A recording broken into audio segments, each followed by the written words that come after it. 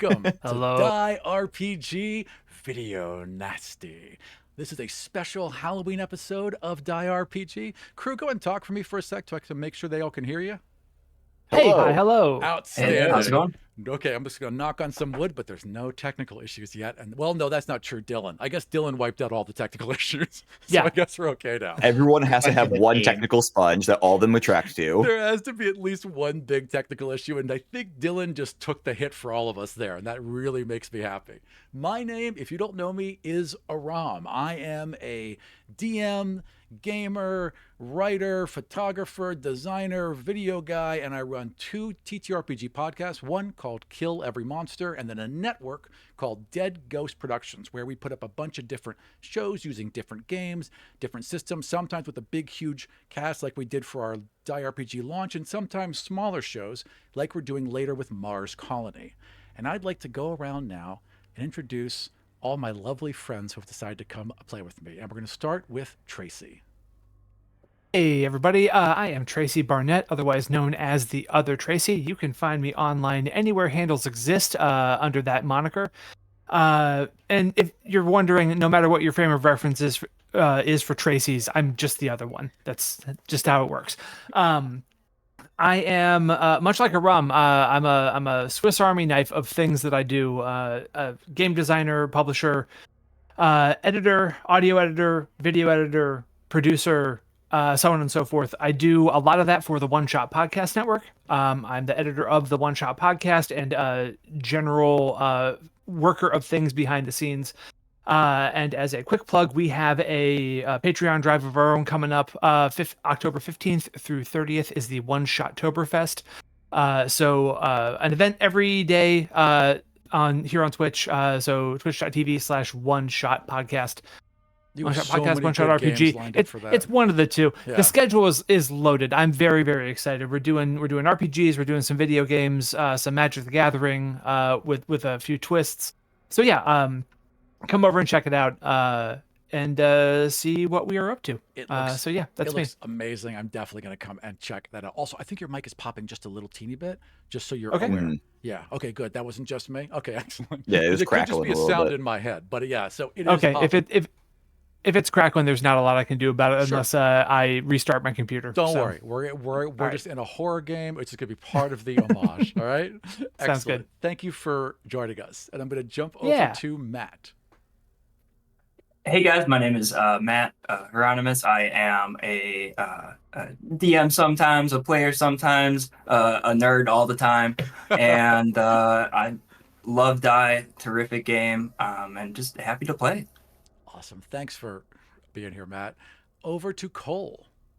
Hello, I am Cole. I use whatever pronouns you find funniest. I am a player most of the time. I am working on some DM stuff in the background, and I also do podcasts, but it's currently on hiatus right now, so I'm not really going to promote that right now. That's fair. And I just enjoy playing games and having fun with friends. So I'm really excited to do this. Awesome. Thank you for being here, Cole. And last but not least, Anthony. Hello, everyone. I'm Anthony. You can't really find me online except for a couple random Discords, but I'm an avid RPG player, environmental engineering grad student, and looking forward to being here. It's my first time streaming, so please be niceies. Yes, everyone be very nice to Anthony. I know you and I will find you. Okay. I'm looking. And if you're going to bully anyone, bully me. Yeah, or me. I deserve it. Yeah, bully one of us. We'll just take the hits here. Anthony, thank you so much for hanging out. And you're right. It is like a treasure hunt to find you online. You really have to look. All right. And today we are playing Die RPG Video Nasty. This is the overview. You were all part of an independent video maker collective, but things went south when your project, a low-budget horror movie, never came to fruition. Now, it's been 10 years. It was a really difficult time in all of your lives that you had a lot of hopes and a lot of your dreams wrapped around, but it crashed. You're all owed money. It just went bad and nothing ever came of it. It was all paid for by a billionaire who was eccentric and very much wanted this particular movie made, was very forceful on set, caused a lot of the problems, and then just vanished along with his money. And you have not seen or heard from him in 10 years. until you get a letter, plain letter in a plain envelope mailed to each of you with a note inside saying, I'm sorry, I've got all the original footage. I know we can finish this movie, and a check that clears for all the money you're owed with interest. How do you all feel about this? Are you going to go? Absolutely. Yeah, gonna go. I need more money. I'll take anything at this point. Fair. Yeah, that script Yeah. is my white whale. I gotta go. If I don't go, then none of it will actually happen. So Mhm. Also, you hate seeing that little empty hole on your IMDb page. There should be something there. there will be. God damn it. All right. So you're given an address. It's in this wooded area of Pennsylvania. That was where you did a lot of your original shoots. So you're actually familiar with it.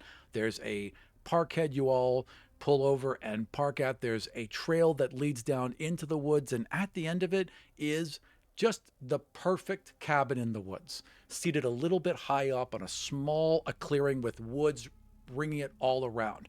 There's lights set up. There's some generators around. There's some equipment going.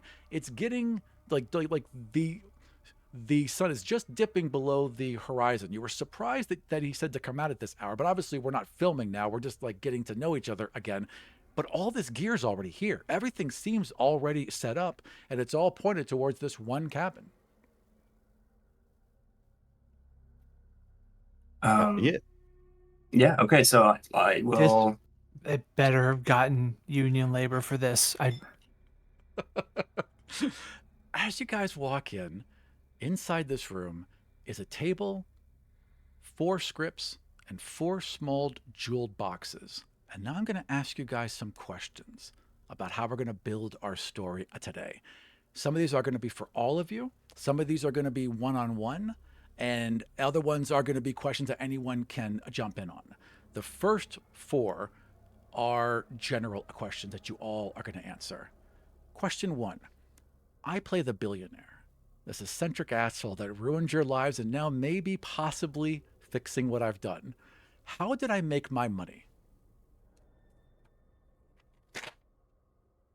What industry was I involved to make my billions? Not the movie industry, not anything related to this. It was some other industry. My first thought is like weapons manufacturing, Oh my gosh. because that's always lucrative.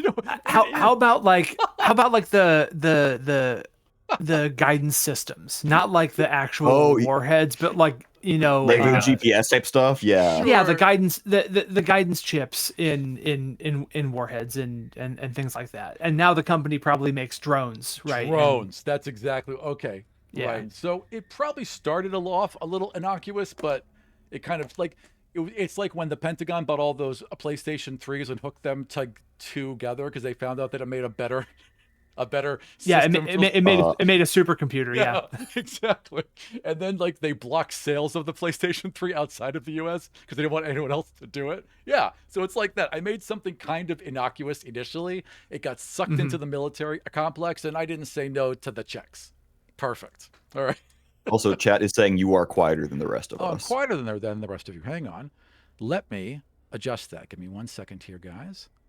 Keep talking. So I can keep talking to try to give like a comparison. Oh yeah. Yeah. I just got to figure out where my audio is. 1 second. I was gonna say the tech industry, and then somehow y'all came up with a worse option. I know, right?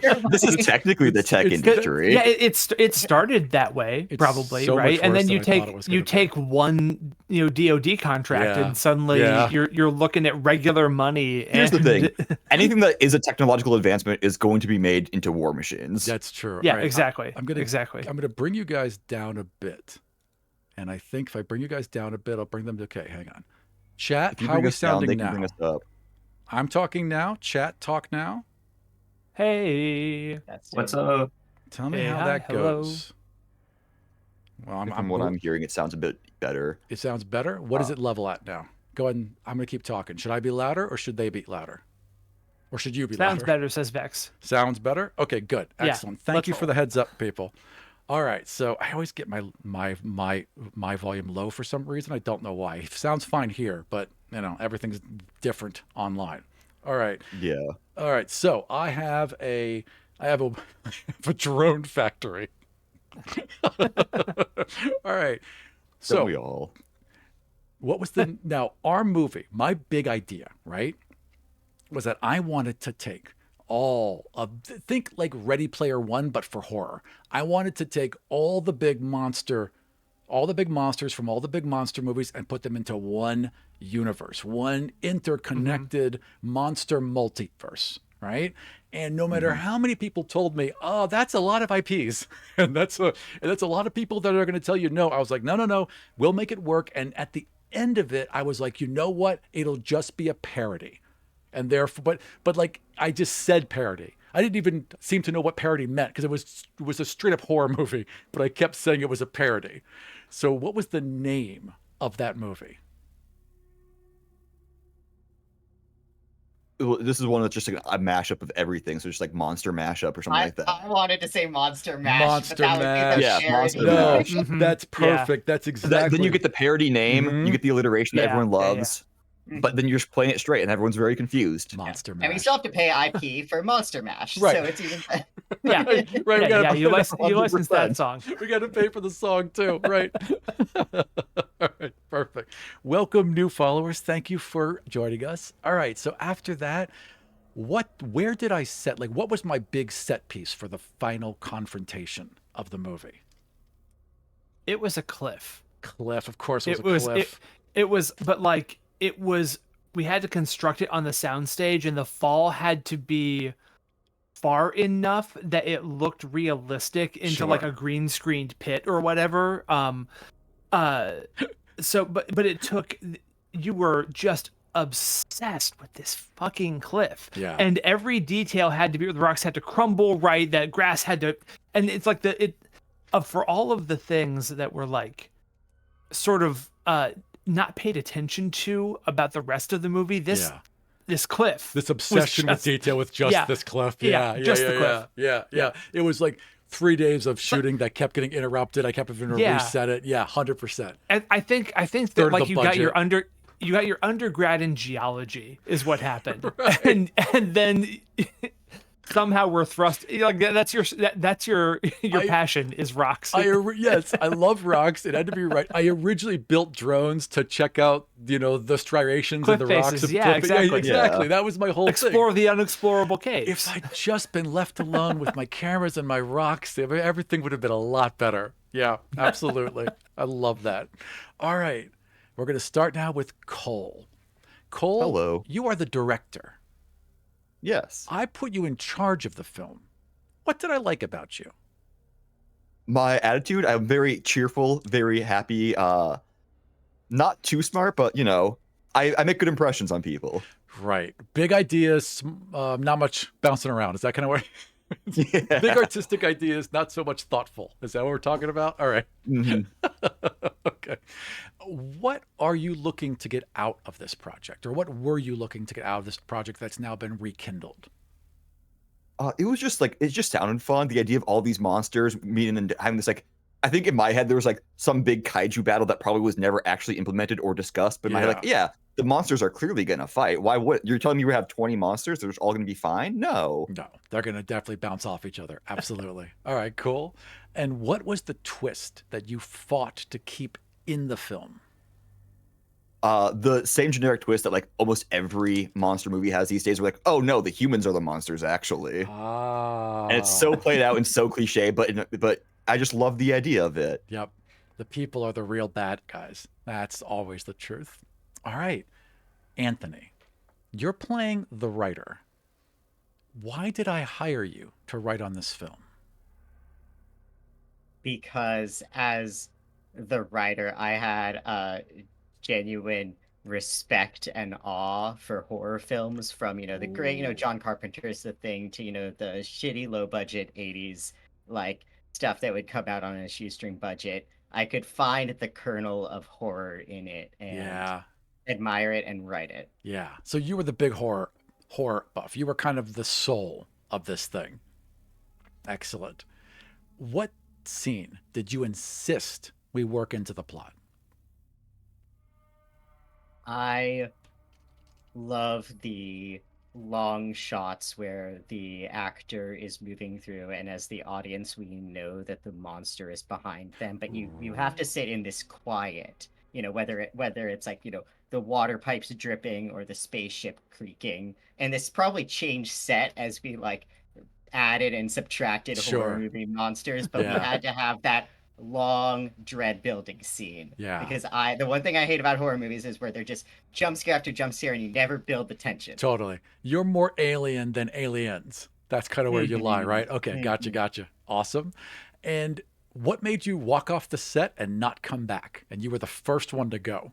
Ooh.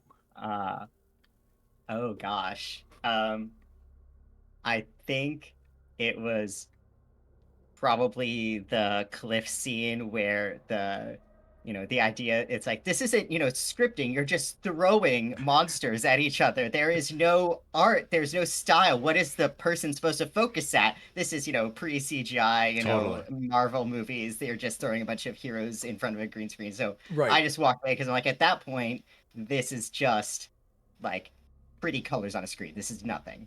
Excellent. All right, perfect. Matt, you played our lead actor. I saw something in you the moment we first met. Why did I want you to be my star?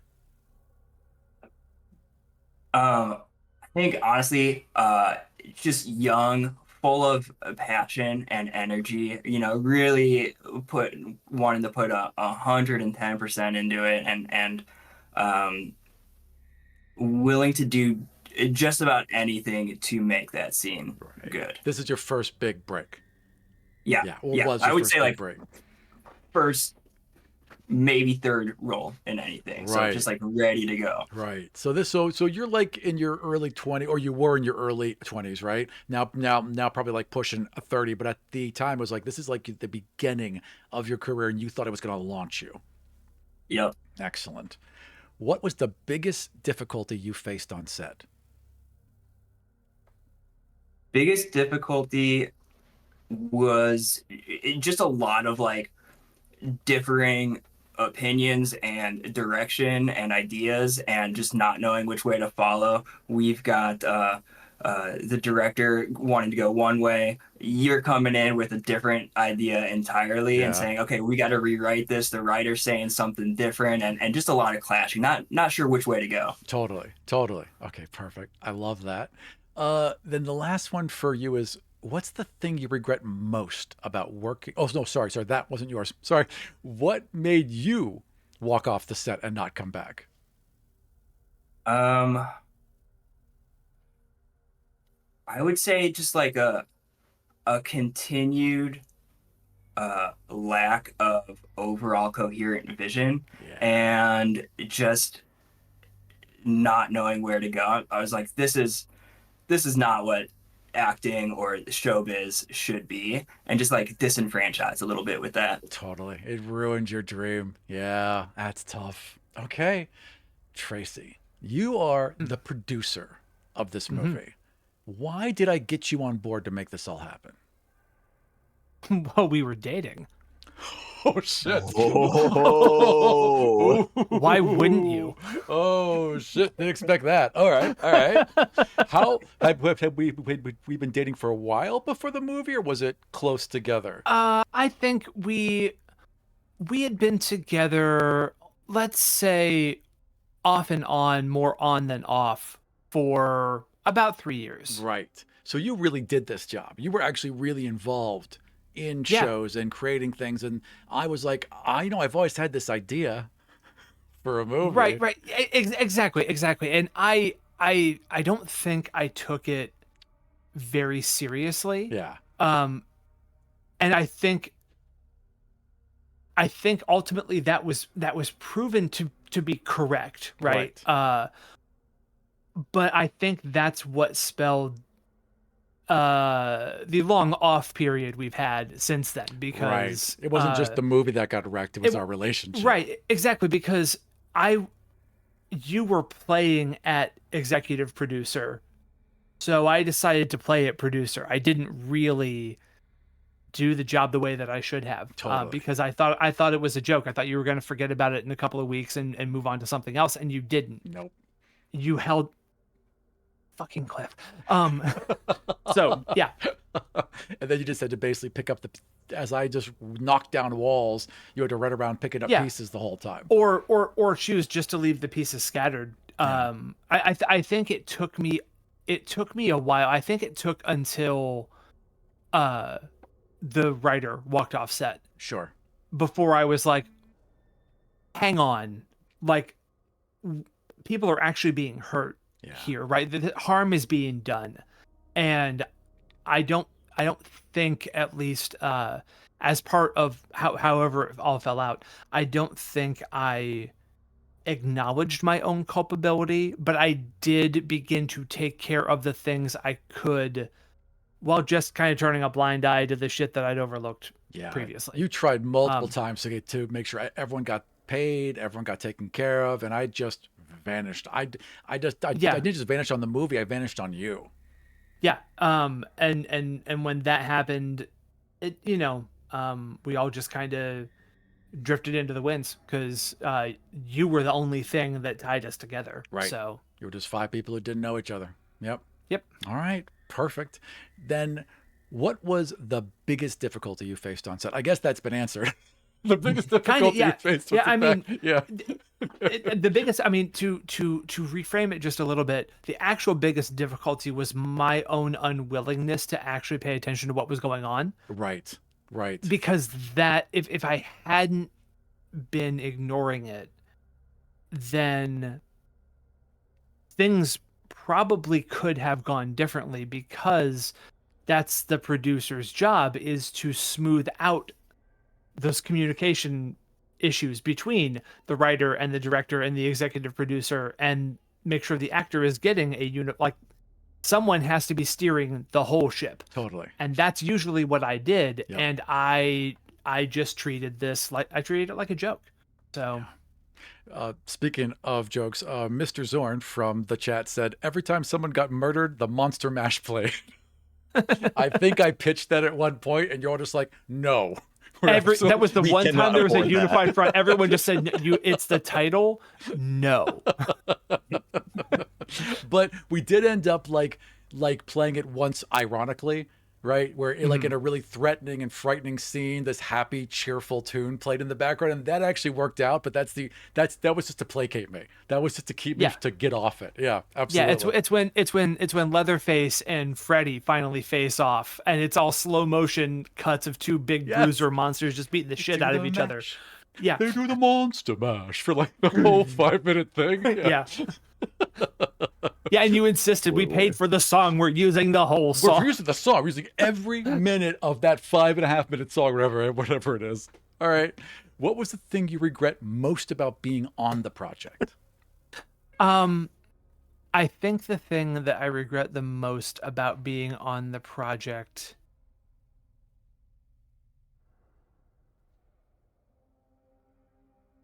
I think it's probably that I chose to come back now. Right. That Right. after everything, after like not just the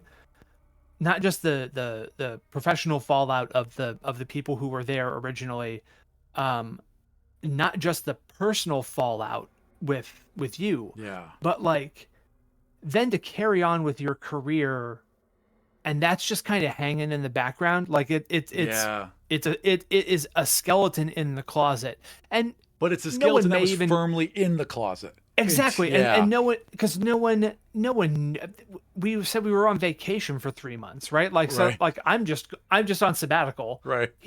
You're a billionaire, so it doesn't. And then for everyone else, who knows what you were telling people, but like Sure. for my life, I was just away for a little bit, and then I came back and I proceeded as if nothing had happened, aside from the fact that the relationship was over. Right. Right. Right. And I moved on, and now this is here, and why I didn't say no Yeah. is like, I'm just Why didn't you say no? It's such a big ask. I but it's not, right? It's just 3 months. Right. From Right. from if I look at it like a job, Right. then And if you don't show up, no one that- else gets that- paid. right, and just like before, if anyone else says yes to this, and I have to believe that someone is going to, Yeah. then this person is going to be putting on a production again. And I'm not going to let what happened before happen again. Yep. Perfect. I refuse. Excellent. All right. Fantastic. I love all of that. With all of that in mind, you all find yourselves in this perfect little movie cabin with this, like, and the table's period perfect. Everything in this cabin is period perfect. So the table's rustic and everything. The only thing that looks out of place are your 4 perfectly white, stacked scripts and this little intricate box on the top of each one of them. I will absolutely pick up the box without looking at the script whatsoever. Box gets knocked aside. I'm looking at the script. Okay. I stand get, back like- and watch these two because they're obviously investigating the 2 specific things that we have to investigate. It's like, is this a new prop? So you pick up this little jeweled gold inlaid wooden antique box with a tiny little latch on the front of it, just this perfect little thing about that big, basically. Oh, okay. Anthony, as you pick up the script and you start flipping through it, blank, blank, blank, blank, blank, blank, blank, you'll remember why you're here. The door slams shut and locks. The windows are all boarded up. Is this some kind of joke? Aram, what is the billionaire's name? Oh, you know what? Let's just go with Aram. That'll be fun. Okay. Aram! Like, I just shout. You shout and you hear like this groan that starts growing. You're hearing like earth moving, the crunching of bones, and this loud chorus of groans that gets louder and louder. Where is the sound coming from? As you like walk up to one of the boarded up windows and peer through the cracks, as you're looking outside, you see a dozen people. This heavy fog has settled in. You're having to squint against the lights, but one of them comes kind of like in front of one of the big lights and their head flips to the side and you can see straight through them. Like all the cheek is all just sinew, barely held together, and the light shines right through it. You can just see their jaw as they turn to you and their glowing yellow eyes as the jaw cracks open and they let out a howl. These Well, are the production fantastic value. special effects. Yeah, we didn't need to. We were already here. You didn't have to pitch it, but hey, I mean, this looks far better. We get it. Is this some Aram? avant-garde improv shit? There's no script. Are we making this up? I'm not an actor. I'm not a union actor. I can't be Also, here. are we still doing zombies? I thought that was so, like, 10 years ago. Boom, boom, boom on the front door. I stomp over to the table where the script has been dropped and it's open to that. You'll remember what you were. And I just start flipping through the rest. I start Blank. tearing apart the rest of the scripts. Just Totally like, blank. I'll let the other talent in. We should probably start getting going. I'm gonna go try to unlock the door and open it up for them. All right. So you walk up to the front door, swing it wide open, and you're faced with a dozen zombies who just kind of like stare at you blank-eyed for just a moment. And then like you realize in this second, there's good makeup. There's really good horror makeup, but something in your soul feels fear. Something's not right about this. Immediately close it and I would lock like it you again. to roll me a strength check, and you're rolling as a person. So you're just going to roll 2d6, and you need 4 or higher for a success. Ooh, I didn't get it. Okay. Ooh. You go to slam the door shut, and an arm just gets in the way, and one of the zombies pushes their way in and is going to try and bite your arm. I realize Help! Help! more dice. I got 1 second. Oh, You need yeah. help getting the door open. There's this. So one of them just chomps down onto your arm and rips out a piece of your flesh. You are bloody and in a lot of pain. Anyone else want to help shut this door? How likely is it that I have a gun? How likely is it that you have a gun, Tracy? You tell Okay, me. cool. No, that's the thing.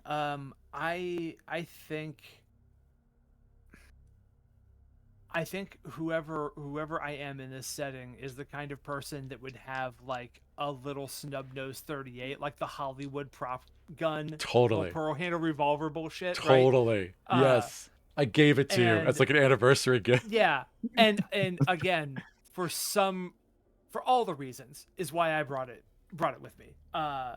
It Well, probably only has one shot, but is it like a little one shot, a Derringer? Is it that kind of thing? Yeah. I immediately fumble for it and just go to shoot at the arm. All right, you have a 2 in. You have a 2 in dex, and I'd like you to roll. Actually, the head is sticking out. If you like to shoot for the head. Oh, yes, please. Roll me 2d6, and it's 4 or higher to hit. Upon seeing the gushing one blood, I success. will. 1 success is enough. You fire, the zombie gets struck in the head. The head just explodes into gunk everywhere, and you hear it just kind of stumble back out. And the door, boom, finally slams shut. And they're still pounding on the doors. Fingers are coming into the cracks on the windows. Now they're all trying to get inside. I just like slide down the door, pale as a ghost, losing just a ton of blood and like on the verge of passing out. Yep. Yeah, Cole, seeing what are you upon the blood, I'm gonna go over and try to like help stomp the blood. Oh, help stop the blood. How are you doing that? How are you helping to stop the bleeding? I'm taking off my Hawaiian shirt, ripping it up, showing off nice ripped abs, very beautiful pecs. Perfect. Glistening in the moonlight. Yeah, and I'm just gonna tie that around as much as I can. Excellent. All right, so you're able to tie that on and get that bleeding stopped. People, they are still crawling, trying to pound through the door, trying to rip like a board just got ripped off the window, and now an arm is kind of reaching inside.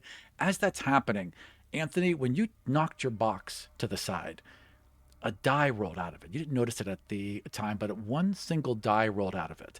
It's a D4. It looks a lot like that. And now it begins to glow and turn slowly and hover off the table. Say, never read the weird Latin prayer book you find in the abandoned cabin. As I Never. grab it anyway. You grab this die out of the air and you transform. I would like you to describe to me the movie protagonist you transform into. It could be generic or it can be a particular one. But what movie protagonist do you turn into? Oh gosh. I had a vision in my head, and I was like, "Don't make me say my outfit first, as I grab the die first." It's like Neo from the Matrix, because as the writer, I both live in the world that is the script, that is the code, and I am in the movie. But it's more, I don't know if this is probably a specific protagonist, but it's more 70s trench coat, like the beat journalistic investigator from like Totally. the Nixon films, but a little bit of that, Matrix, a little science fiction. True. Do you have a fedora? Do you have a hat? Yeah. 100%. I've got the fedora, I've got the hat, and the D4 is in one hand, and in the other hand is like that tight spiral bound script book. Totally. But the cover is completely black, and it looks a little bit like it has the texture of leather. As you flip that first page open, almost instinctively, written in your handwriting in all caps on the first page is the word fear. And as you read that word, you feel fear. Not so much as you're afraid. You feel everyone's fear. It's radiating from Matt right now. It's bubbling up all around you, but you can feel that fear and you feel like you could control that fear. And this whole time, like he's been sparkling, magical girl transformation, floating off the ground, and then a lights down, almost a totally new person. As another zombie, boom, punches through a board and is now just clawing, almost getting at Matt. Oh shit. And I'm gonna just like crawl, like hobble over to the table where I pick up another box and try to do the same thing, just hoping something like that happens. So you grab the box, you fumble with it, and out of it pours a little die 10. Okay? This die falls into your hand. You feel the swirl of energy roll around you. And what movie protagonist do you turn into? Yeah, it's like an off-brand Ash. And it's just like instead of a chainsaw hand, it's just like a hatchet and it's just a big, like blocky, black denim coat, black t-shirt, and then like chrome spray paint across the eyes there. Awesome. Awesome. All right. That rolls it. As that axe forms, right? The place where you got bit on your arm, that basically is replaced by axe. So when you stand back up, you feel like you've been healed in addition to your transformation. Last but what are the other two of you doing as this is happening? The first one was weird. This one, he now has an axe hand and is clearly a much larger and beefier individual.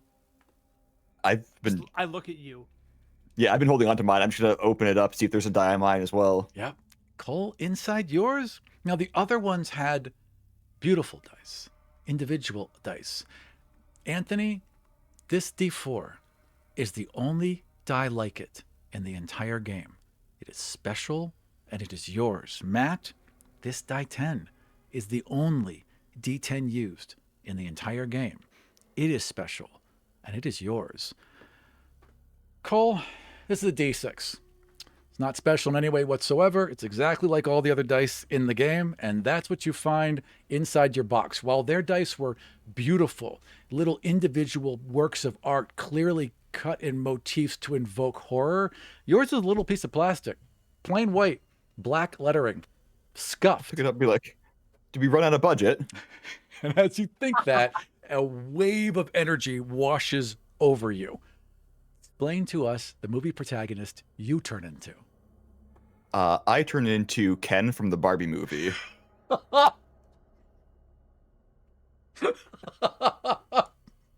It's literally okay. Which outfit? It's him in the pink and blue little Hawaiian shirt thing. Yes.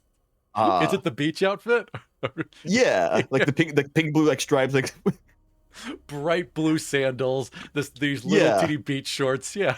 100%. Bright blonde hair, waving perfect aesthetics. Absolute dead perfect tan. Yeah. 100%. So you turn into a cartoon almost. Like it just the other two were themed. You are way out of theme. In fact, when you come back down, you've got a big old beach ball somehow tucked underneath your arm. And then, absolutely. Last but not least, Tracy, when you've seen all this happen, what do you do? I get so mad at all of this. I pick up the last jeweled thing and I fling it at the wall. Yep. And it shatters, and whatever is inside ricochets immediately back to me, and I just catch it, and it spins me around in the transformation. Because everyone sees the die, obviously. So totally. What's the? You pull out a perfect D12. Gorgeous. Each face of it is like a little bit creepier, clearly like a little painted scene, like a little background scene from a different horror movie on each face, painted in miniature. It's stunning. So I catch it, it spins me around, and that hand begins to glow, and as I stop, a deep secret of mine is revealed. Ooh. As I look like a Pokemon trainer. Oh no! Oh, and no. I'm holding the die. It is that, but it's also a Pokeball. It's also a Pokeball. Yeah. Nice. It's like a little D12. It's like a little D12, but it's like red on the top and white at the bottom Yep, with the little circle on one of I've the got faces. the hair is flipping out of the ball cap, right, and then flows long behind me. And there's always I'm standing still, but my hair is just moving as if there's a slight breeze all the time. 100%. All right. And I look at it, I look down. God damn it! Okay. Then, if you're gonna be a Pokemon trader Uh-huh. and you're the Godbinder, Yeah. who's in the ball? Okay. So, I had it just a second ago. Okay, there it is. I look at it, and like I ask, just nobody in particular, do I have to do it? And like the universe just basically is like, yes. Yes. All the zombies like, yes. I'm like, Haunter, I choose you. Hunter. Hunter, it's the ghost. Yes. It's the big ghost Pokemon. Okay. That is my bound god of the underworld. Is Oh, Haunter. the dark god of the underworld represented by Hunter the Pokemon. Hunter the Pokemon. Haunter the Perfect. Pokemon. Okay, for those watching at home, just in case it's not 100% clear, we've got Anthony as the dictator, Cole as the fool, Matt as the Neo, and Tracy as the Godbinder. Matt, as you're watching all this happen, as you're watching a live Pokemon come to view, and your arm is now turned into an axe and just healed, a light shines in from the right boarded up window. Bright blue, blinding. A light shines in from the other window. Bright red, blinding, perfectly bisecting your face in two washes of color. In the back of your mind, you hear a voice. Hello, Matt. Welcome, Neo. We are the fair.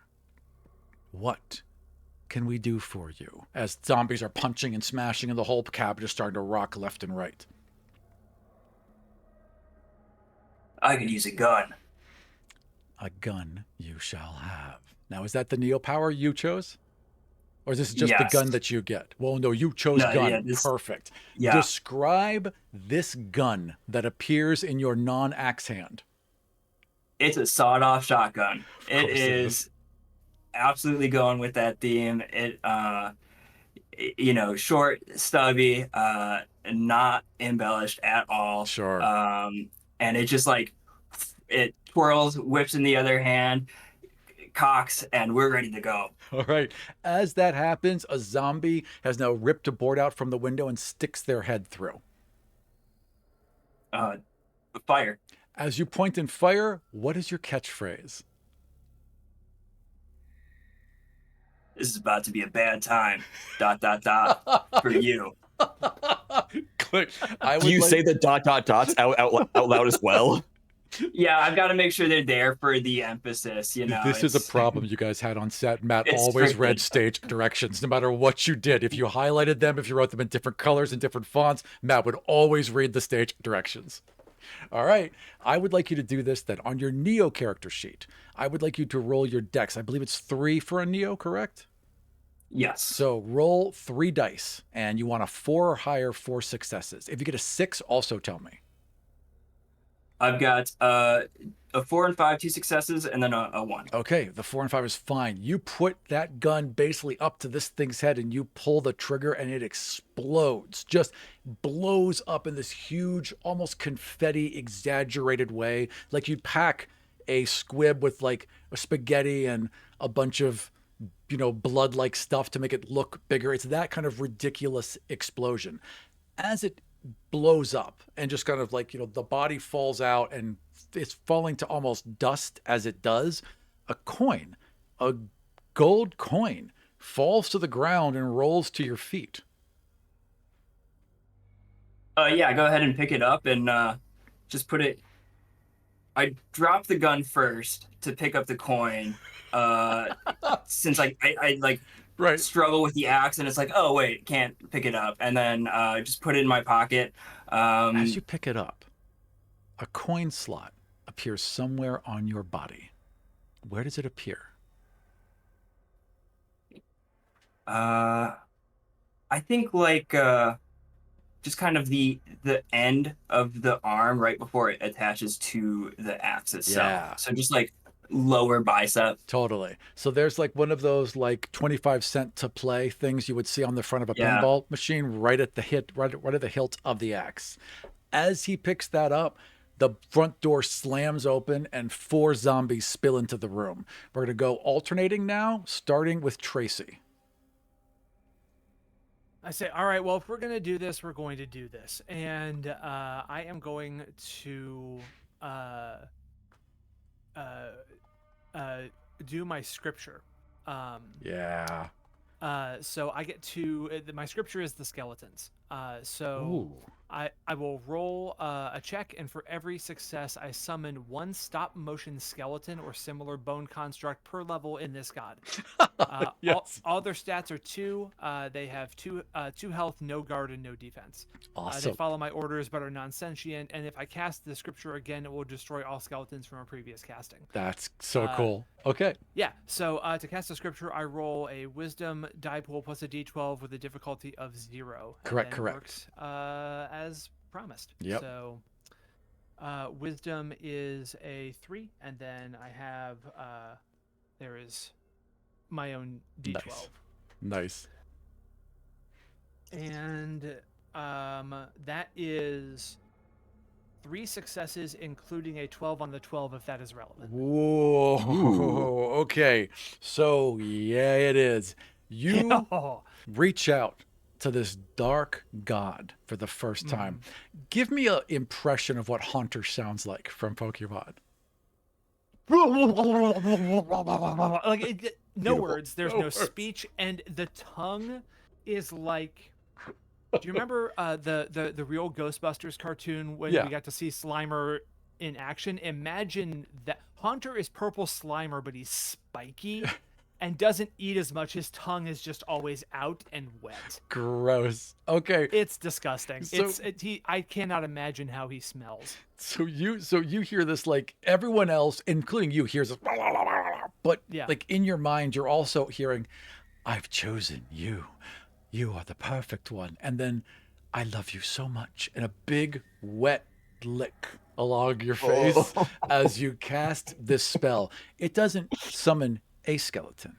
It doesn't summon 2 skeletons, not 3. No, not for his most beloved, not on your first try. Dozens of skeletons begin ripping out of the ground, bursting out through the floorboards. One-on-one fighting now. Dozens of skeletons against dozens of zombies. There's an all-out war. And as that's happening, you kind of back up and hit the back door, which wasn't there a second ago. It swings open, and now there's this path leading further into the woods while chaos is erupting over here. And all you hear is Q-bone, bone, bone, Q-bone, bone, bone, Q-bone, bone, bone, bone, Q-bone, bone. It's just the skeletons are just a bunch of Q-bones that are beating the shit out of these zombies. This is so much more IP we have to pay for. Yeah, the budget just got impossible at this point. Yeah. A little voice is like, if this is being filmed, he can afford it. As you look down this path leading out of the cabin, seemingly the only path out to safety, a little drone pops down, spins around, and starts flying down that road. It's got a big like DSLR camera. As it comes down, it Yeah. focuses on you. You can hear the little motor whir, and then it turns and starts flying down that road. Hang on. I run back into the door. Hey, you 3, let them. There's a drone. Let's go. Out of here. Next scene. All right. Next. Cut. You run out. Before- Sorry, go ahead. Before I go, I'm gonna just look at them, strike a real quick pose. Yeah, those zombies are getting ... boned, and then book it. Q-bone. All right, so you guys Beautiful. run down this path. The sounds of zombies and bone and fighting fade in the distance, and you just kind of like walk along this forest path, and all of a sudden it's like you're back in like reality. It feels normal. It's almost enough for your brain to let go of what just happened.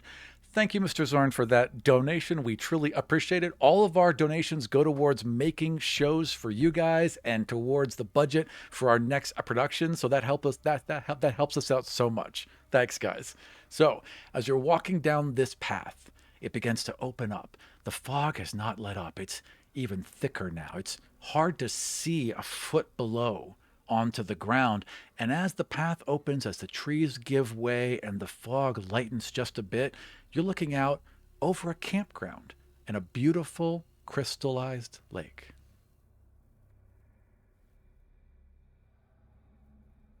I'm gonna go sit at the camp. Is there like a fire going? There is like a little bonfire going. There's a long dock out onto the lake and a single rowboat. I'm gonna look around to see if I can find anything to make s'mores. Yeah. You know what? As soon as you think s'mores, you look down at the campfire, and right there is a box of Stay Puft marshmallows and a couple sticks and some nice bars of Hershey chocolate all laid out for you. Awesome. How do you guys like So good. Yes, the camera zooms in real close. It's like Hershey's, Stay Puft. So Sticks. is this drone like filming this like we are? Yes, in the movie? drone is now circling and is clearly getting a large, wide shot of you. I would like to take one of the skewers, because there are metal skewers you use the s'mores. I take it and I've got the script book in one hand and I brandish it at the drone and I say, "You fucker," and I point it at the producer. Yeah. Is this some kind of sick joke? I did not sign up to relationship counsel you through an improv dungeon. Know if you've noticed, but I'm dressed like a Pokemon trainer, and you are wielding a black script like it's a sword. Tracy, I've got a question on that. When you say Yes. dress like a Pokemon character, do you look like a cartoon in real life, or you just dress like a Pokemon character? I have to. It has to be. I'm cell shaded. Right. Is like it happened when Ken showed up, right? Yes. It was like, Mhm. well, that there's an air of unreality about this. Totally. I am a 2D. If I turn You vanish. sideways, Right. like, As you look, turn around, you look at vanish. this. No. I turn. You don't vanish. It's that odd straight on look. Like whenever Yeah. the Simpsons look right into the camera, you're like, oh, what the hell's going on? Because it's always at like a like that kind of Three-quarter- angle. yeah, Yes, yeah, exactly. You have to, yeah. So, I don't know I don't know what's going on. But, whatever it is, we're here because of him, and Yep. I figure if we find him, we can have some shot at. What do you mean relationship counseling? Oh, you were obvious that whole time. Whatever we said in meetings, you always won. And I swap it so I have the skewer now rather than the script book, and I sort of poke you with the marshmallow skewer. Make mine extra toasty, Chuckles. I walk away. And you guys are just at like a lovely campfire at night that's crackling away, smells fantastic. The scent of pine really hits your nose, and it's just like a really lovely, peaceful evening. And then you hear a tick, tick, tick, tick, tick, tick, cha, cha, cha, cha, cha, tick, tick, tick, tick, tick, tick, cha, cha, cha, cha, cha, and something is crunching through the woods towards you. I'm gonna take a fling marshmallow and just like throw it in that direction. Sure. This little flaming marshmallow, thump, thump, thump, hits into like a pile of dry leaves that crackle. And as that glow comes up, you see a man, a huge man. You first see the glint of his machete and then the white bone of his hockey masks as he emerges from the woods and just starts making a straight line for you. Not running, walking with purpose right towards you, Cole. Hello, how are you? Do you know anything about what's going on? Machete's in the air now, still stomping right towards you. Okay. So with the fool, under the equipment, it said pistol or other ranged weapon. Correct.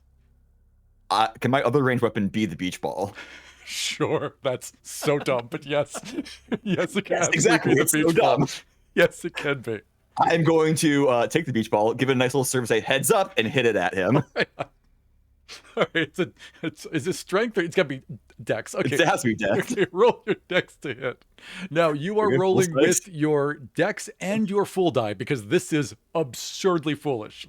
Yes. Okay, my full dice, the circle is on the 1. Okay, perfect.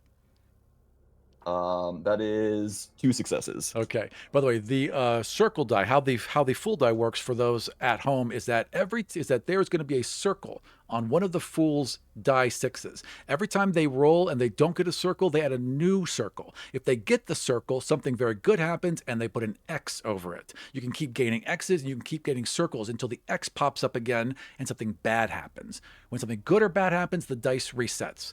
I'm sorry. Please tell me what you rolled again. 2 successes. 2 successes. I did not get the.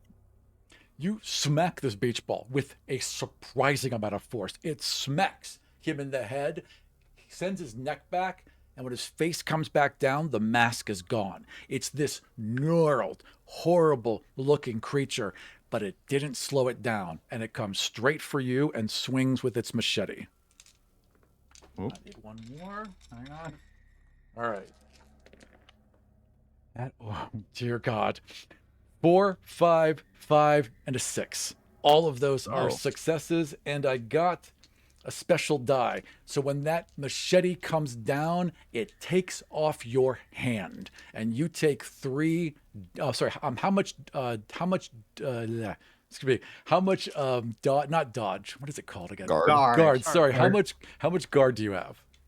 I have 3 guard and 1 defense. Oh, then never mind. So it comes down hard, rips through your defense. So that's gone now. Like it just shreds it. And if it had come with any more force, it would have taken off your hand. Who's up next? Oh. Anyone who wants to act can go next. So I just went, so I'll let somebody else. Yeah, absolutely. Yeah, I'll just start like lunge at it with the axe. Yeah. And try to go for like the knee. Okay, sure. Roll. Now that's a strength roll. So roll your strength plus. No, I'm sorry. You're on Neo, so you can use Dex. Roll your Dex plus your Neo die because you're using. Well, no. So your axe isn't technically a Neo weapon, but since it's part of you, I'm going to go ahead and say it is. So go ahead and roll your Neo die as well. You won't catch me saying no. I'm a generous. Okay. All 3 dexes failed with 1 there, but the Neo die had a 9 on it. All right. So you still sink home. That blade sinks directly into its leg, just 6 inches deep until you hit bone. And you look up at him, and he looks down at you. No reaction whatsoever. As you pull that thing free, there's no blood at all. The makeup department's great. He looks down at you and goes to grab you with his hand. So he's going to roll a strength roll. See if he can get you. All right, those are all successes. I need you to roll your strength, and I need you to beat 2 successes. I had 2 successes. Okay. Exactly. He went to throw you. He tried to pick you up and hurl you into the lake, but you were able to kind of like basically flip around. You took part of your training for this movie was a couple months of lessons of like ground combat. So you kind of like muscle memory kicked in and you were able to like arm bar your way out of it and flip out and not get tossed in the lake. Yeah, as a young actor, I wanted to do all my own stunts. Of course you did. Before things start to hurt, like, no, fuck that. Hire someone, please. All right, who wants to act next? If I may go? Please. Yeah. So I have stayed a little bit further back. I flip open the script book and not reading it, but from the camera shot, you can see the words appear on the page. Oh, sorry. No, go ahead. And I say, and my voice fills with a resonance and a little bit almost artificial, the way that something that is reading a typed script automatically would do. Yeah. And I say, exterior, campground, night. The sound of the lake grows louder. The lapping at the rocky shore sounds like thunder. Jason stands but water fills beneath his shoes. He is sinking. He is drowning. He struggles trying to keep his head above water, but the mask covers. He cannot see the moonlight. He is drowning. He will do anything to stay above water. Okay, I want you to now. Are you using your dictator abilities? I assume that's what you're doing here, right? Yes. Yeah. So you're you're like writing these words into his mind. You can see his eyes kind of go wild in a little bit of panic, and then you feel fear because the only thing Jason is afraid of is drowning. Yep, I knew. I had my word off. Yep. So go ahead and roll. Roll your die. Yeah, sorry. So now the way you roll is you roll your d4 first, and that tells you because your voice always works, and the d4 tells you how well it works, and then your d6s tell you how much it gets amplified. Or de-amplified if I don't want to. Or de-amplified, correct. Yes. This game rules. It really That does. was only a 1, Okay. but then I still get to roll my 3 charisma. Sure. That was 3 successes, but no crit. So 4 in total. 4 successes total. Okay. That gives you not total control, but that definitely, like, you can invoke whatever you want inside him. And I'm assuming you want to invoke fear right now, right? Yes. Okay. I think control or attack to kind of do the same thing. +1 disadvantage per intensity on attacks. Yep, exactly. So he was at -3 right now for attacks. Yeah. So if you keep him afraid, he's going to be hard for him to hit. And I hand Jason my D4. Yes. It goes into him. Yep. You just see this die spinning and like vanish into the like his meat ripped forehead. Yeah, absolutely. And then just a wild fear appear in his eyes and a gurgling noise as if he's drowning. All right. He goes next. He flails at you, and you have taken away all of his dice except 1. So he's going to try and strike you. That's a 3. Big, huge, wild swing as he's like, "Rrr, rrr," almost not even aiming for you, just spinning around, grabbing at his throat, seeming to desperately thrash for the surface. I Neo-Matrix my way out of it because I have seen the writing of how the swipes go. You see the writing. Mr. Zords, thank you again for that donation. If anyone else wants to donate, I'm going to put the donation window in now. Thank you so much for helping Dead Ghost Productions. All right, who's the last to go? I see all of this happening. I'm looking around. The situation seems to, I don't know, it's not under control, but I also know that when you're producing something, you think about what assets you have available and how to deploy them. I just realized that my biggest one is tied up behind me. So I just pull out like a gym whistle and blow it. And it's like, it's louder than the whistle should be, right? Like it's a magical eminence that cuts through you. Totally. And then faintly from down the path, bow, bow, bow, bow, bow, bow, bow, bow. No. The skeletons don't go away until I do the thing again. So whichever ones are left after the zombies are coming this way. Yeah. All right. Excellent. They come running down the path, and they will be here next round. Yeah. Perfect. All right. This creature is now, how long? No, your control lasts until you let go of it, Anthony. So you can maintain that fear as well. All right. It is flailing now. It knows the fear's coming from you, so it's just going to keep coming for you. That is a 6. It cracks you and hits you for 1. Can you absorb 1 hit? You should be able to absorb 1 hit, right? You've got I've got 3 guards. So it knocks down 1 of your guard. You're able to basically kind of roll with the hit. He can't quite grab you. It's like he can't even see you right now. He's just blindly flailing around you. Who wants to go next? I'm just gonna yell at everybody, boat, and nothing else, just the word boat, like repeatedly as I point towards it. That makes sense. So do you run over and begin to get the boat ready? Yeah, for sure. Okay, excellent. So you run over in the boat. Do the rest of you follow? Sure. Yeah. Okay.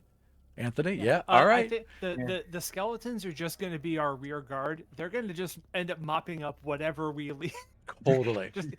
I just say keep it afraid. Yeah. And As you guys run for this boat and clamber into it, it's all wobbly. It's like getting into a canoe is always a pain in the ass. Getting into a canoe fast at night is very terrifying, but you're able to get into it. You're able to kind of like get ready to push off, and he's just kind of coming lumbering up the deck after you, but then a skeletal hand grabs him and another one grabs him, and all these ones are like climbing onto his back, slowing him down. It's like a linebacker who got the ball and is just pushing through with all these people on him. You push off the deck just as he gets there, and the skeletons pile onto him and they go tumbling into the water. As you paddle away, you see Jason desperate, and then clawed hands just grabbing him and dragging him down until it's just bubbles and silence. Before we go too far, I'm gonna look at Cole. Hey, should we get that shot again? I don't think I read that line right. You know, we can just fix it in post. It's fine. The drone's hovering Okay, above. perfect. Yeah. That's what editors are for. The post-production will take care of it. It's gonna be great. So Matt, you don't realize you're in a movie yet. I'm sorry, not in a movie yet. Is that what's happening? Yeah, I think we are in it. I am just. This is a movie. We got really good your billions could probably make makeup. You know that good That could happen. immediately. That's the illusion I'm under here. That could absolutely happen. My billions could make that happen. You did get a chunk taken out of your arm, but you believe pretty strongly. So I guess that Yeah, just it's fine. pulls He in. got chunk taken out, and then it was healed like 5 seconds later. So yeah, That's true. That's a very that was good all point. like mental pain. Right. It was just you were just shocked. Yeah. That's all that it it's was. method. Yeah. It's just method acting. It's method acting. All right. So you're in a rowboat paddling away from the shore. Where are you going? Just away. I'm gonna take the beach ball and like put it like under the water and use it to like give us more speed and like let the air out a little bit. Okay. All right. For some reason that works. Yeah. It shouldn't, but for some reason it does, and the beach ball never seems to deflate. But yes, you can stop paddling as like this that's just pushing you along. As you're going, it's dark, it's night, and as you're like pulling away from this shore, the lake kind of goes around a bend, and on this island in the center, you see a house, a cheerful little house, chimney going, lights on, everything looks great. And then you hear a da-dun, da-dun, Damn it! da-dun. I'm sitting here thinking, what could it be? We're on a lake. We're heading up to an island. There's no way it's gonna be fucking shark. And this fin, taller than your boat, slides out of the water next to you and then goes back down. What are you doing? We're gonna Get need a into the bigger shore canoe. as quick as possible. All right. Who's paddling? There's 2 paddles. Well, I'm helping at It's least. a strength check to paddle, just so you know. I think we're all at strength 2. Pretty much. Oh, yeah. you're all strength too? okay. So it doesn't matter. Who's paddling then? You're Sure. Cole's got one. I assume the actor has one. That's just how it seems to go. The other arm is. Oh, Just, right. You can't is trying. paddle. You can't paddle with one arm. Who else is I can Okay, paddle. perfect. God forbid Yeah. the producer do any actual work on set. All right. Anthony, I'd like Well, you. maybe and- write this shark out of the script. That's a very valid point. Anthony and Cole, please roll your strength and tell me how many successes you get. Oh, I'm trying to. Cole, think you of can ways. add your full die to this. 0. Okay. Okay, fair enough. Wonderful. 2. 2 successes. Okay, it takes 2 3 to successes. get to the shore. So you're close. You're to the shore, but Anthony is just not helping much. He's just flailing a bit and not really getting there. The shark comes up underneath the boat. And I need a couple more dice. I really didn't expect you guys to go out on the water, so I was like, this will happen if you do, but I did not expect it. Yeah, that is 5 successes. The shark comes up through the boat, just bites it in half, sends all of you flying out into the water. I need now strength checks from each of you to see if you can get to the shore. You only need 1 each. Okay. Good. Tracy's good. Cole's 1. good. All of you get to the shore except for poor Anthony, dog It's that paddling fucking trench out coat. there in the it's so heavy when it gets wet. It's just Yeah. dragging you down. So as you're swimming and everyone's on the shore, like, come on, Anthony, come on.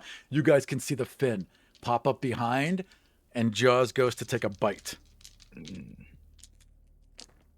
1, 2, 3, 4 successes. How much guard do you have left? It does. Did it reset? Because it technically It's a new resets at scene. the start Yep, of each fight. absolutely. It's a new scene. So I have 3 in total. Okay. So it all but 1. So it basically just show it chomps you, but its teeth just scrape against your side. So take 1 off your health. Not a full bite. Didn't get hold of you. You can now roll strength again to try and get to the shore. Can I help him? Sure. There's like a rope or like a little. Yeah, I was absolutely. gonna Roll an just throw the beach. throw the Throw beach, the beach ball and have it, like turns into a life raft midway through the flight. Of course it does. Add an extra die for help. Yes. You're playing the fool so well. thank God that was a 5 and a 6. Yes. So just as you get to shore, the shark like almost comes half up on land, chomps down, and then chomp, chomp, chomp as it slides back into the water and vanishes. And you're just bleeding from this huge rip in your side right now. I'll help patch that up too if I can. Do you have any particular powers that would let you heal someone? Nope. Yeah, he won't. He Yes. won't bleed out more, but I Okay. do. yeah. So I give a little whistle again, Mm-hmm. and no, actually, because it won't work if I. Haunter, I choose you. Hunter. Materializes. I say, okay, we need to. That, and I just point at the scrape, the Sure. gash in Anthony's side, and I just say, hold still. So I'm going to make my check, and the way this works is Haunter's just going to lick the wound. Yeah. Yes. Hunter wobbles up to you, this big, gross, large thing with its tongue hanging out. Little hands kind of latch on to you, and this big, thick, wet tongue slides slowly along your body, and it never breaks eye contact. 3 successes for my heal scripture. So it heals 1 health within a short distance. Yeah. It feels like it's very upsetting, but also refreshing and cool as the wound closes, and then Hunter Yeah, just that's how it is. nods That- and lumbers that's back how he over is. to Tracy. Yep. And I will also just whistle and bring whatever remaining Q-bones there are from Jason.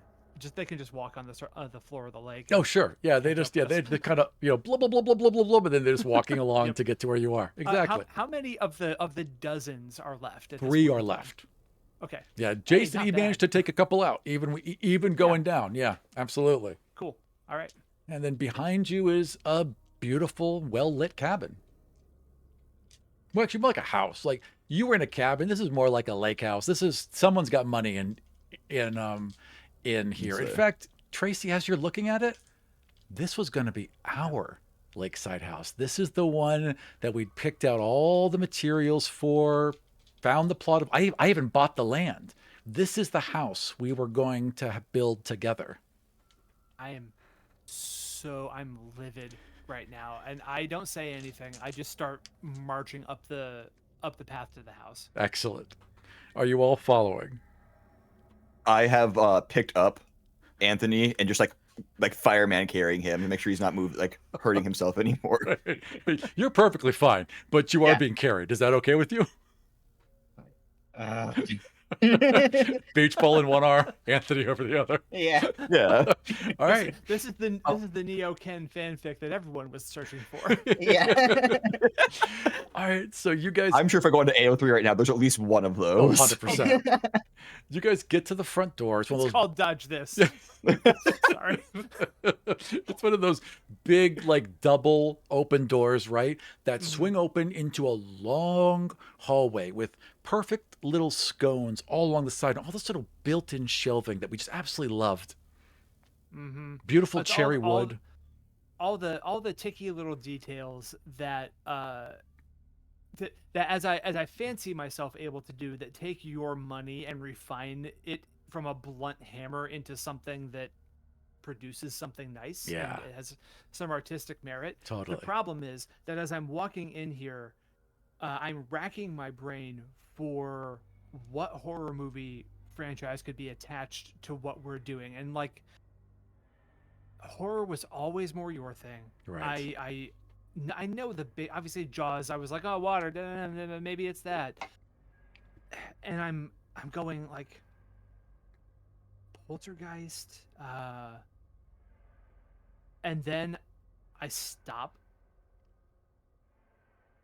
and I just say Amityville, and I me externally player Tracy has no idea if Sure. that game Tracy is like, now after having seen all of this, Yeah. is like, I suspect Anthony can feel my fear. Sure. I suspect it Absolutely. is stronger than it has been this entire time, because there hadn't been that many movies that we had watched together that actually scared me, Yeah. and I had to turn that one off.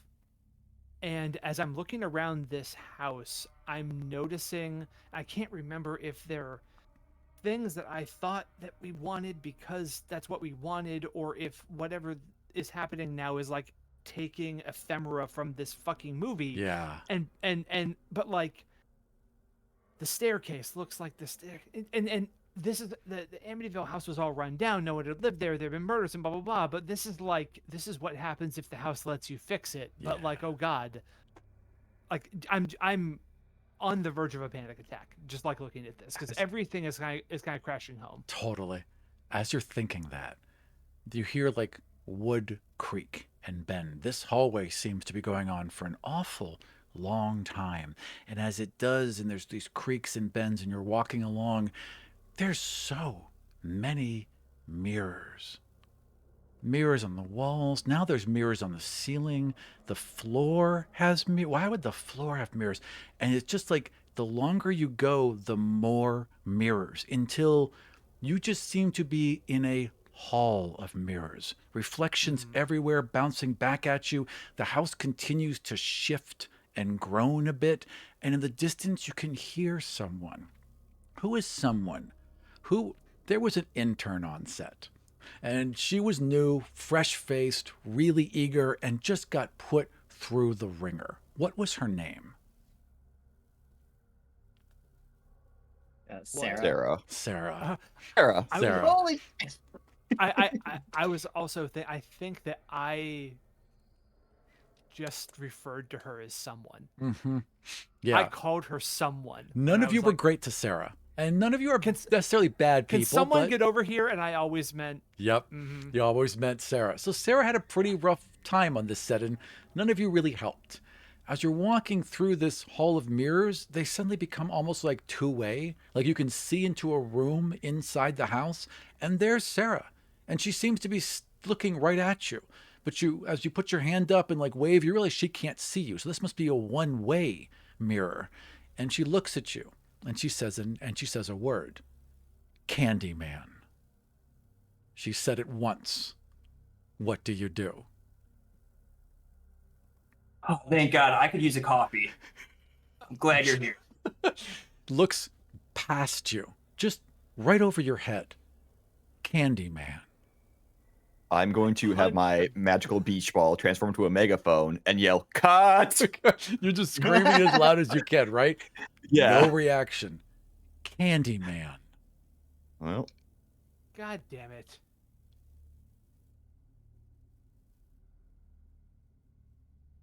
Does anything that was happen? 3. There's Yeah. looks right at you. Candyman. And now something starts to rumble, and you can hear what sounds like 1,000 drones spinning up. Shotgun any is way? loaded. Yeah. Is there any way out of the hall of mirrors There that we see? appears to be specifically? 100 ways out. Fantastic. I take one of them. I tell my skeletons to break one of the mirrors down. All right, one of the so they was like kind of like behind you, like the camera didn't notice them until right now, but then behind's like, hey, and then one of them just boom punches right through a glass, and as they do, you hear her scream, "Candyman!" and this buzzing turns deafening as thousands of bees fill the hallway.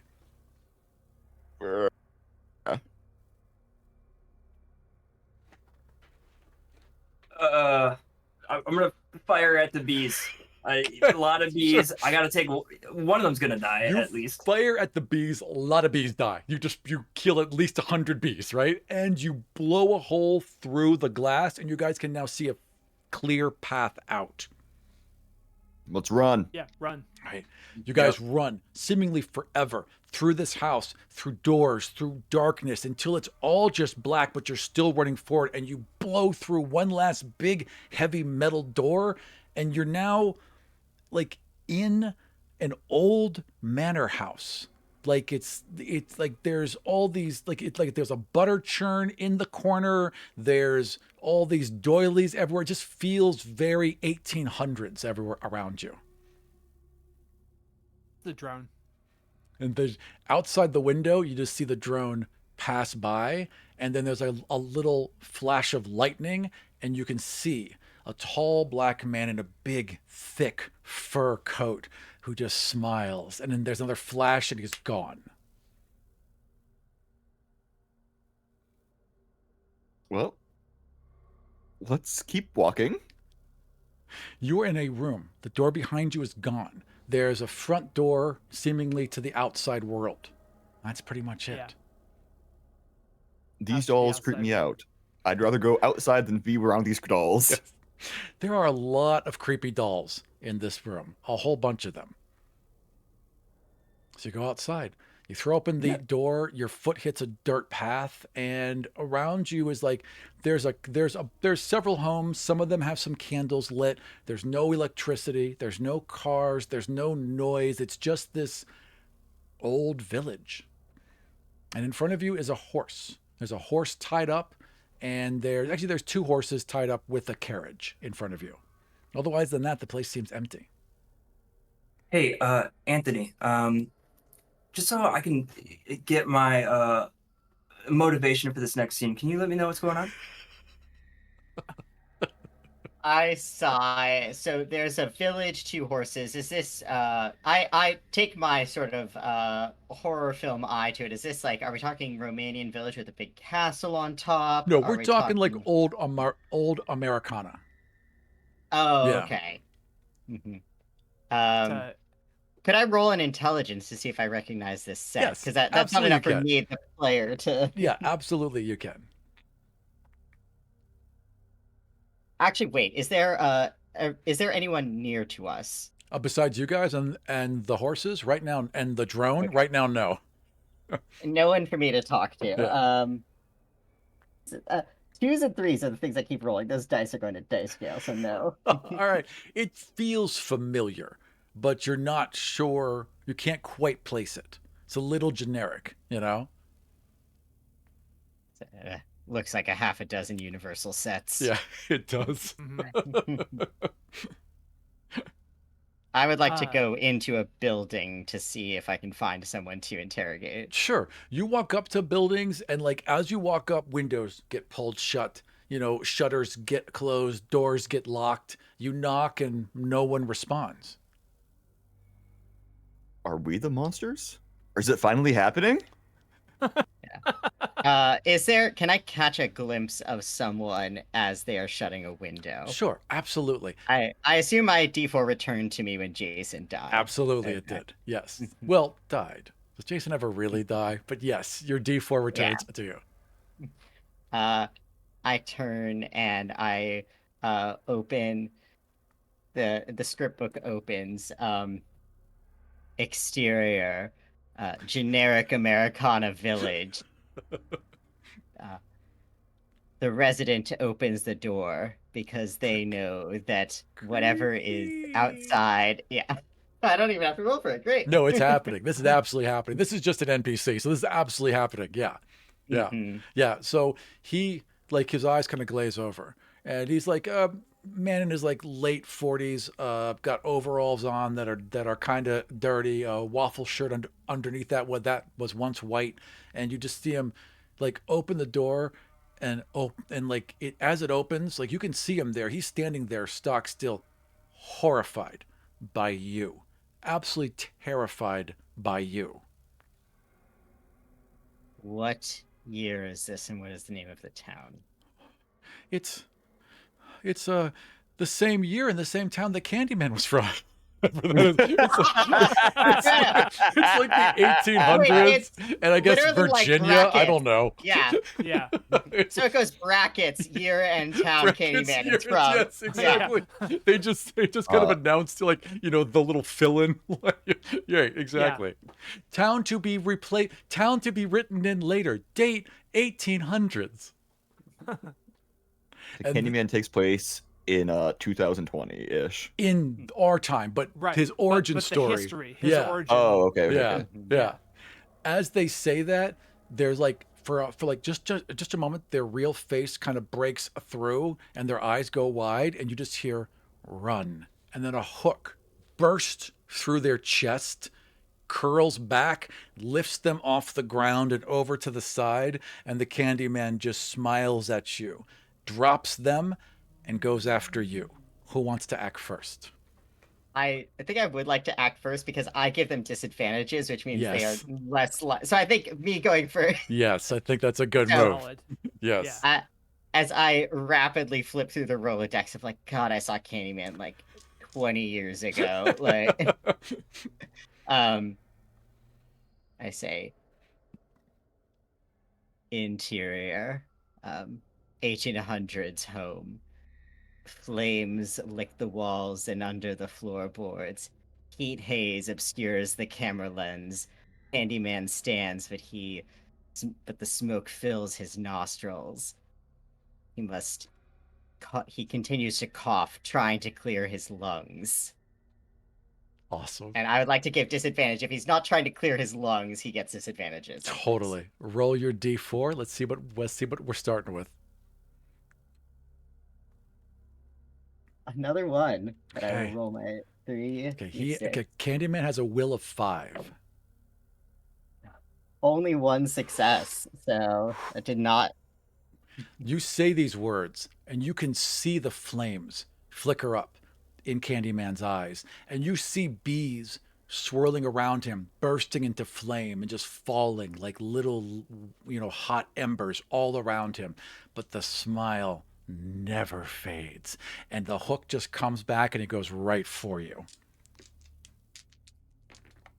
That is 3 successes, and he has +1 damage. You take 4. Now, how much guard do you have? 3. So it beats through that guard again, and that hook just sinks into your right shoulder. You are tired of feeling pain this day. Who would like to help out Anthony? I'll go in there.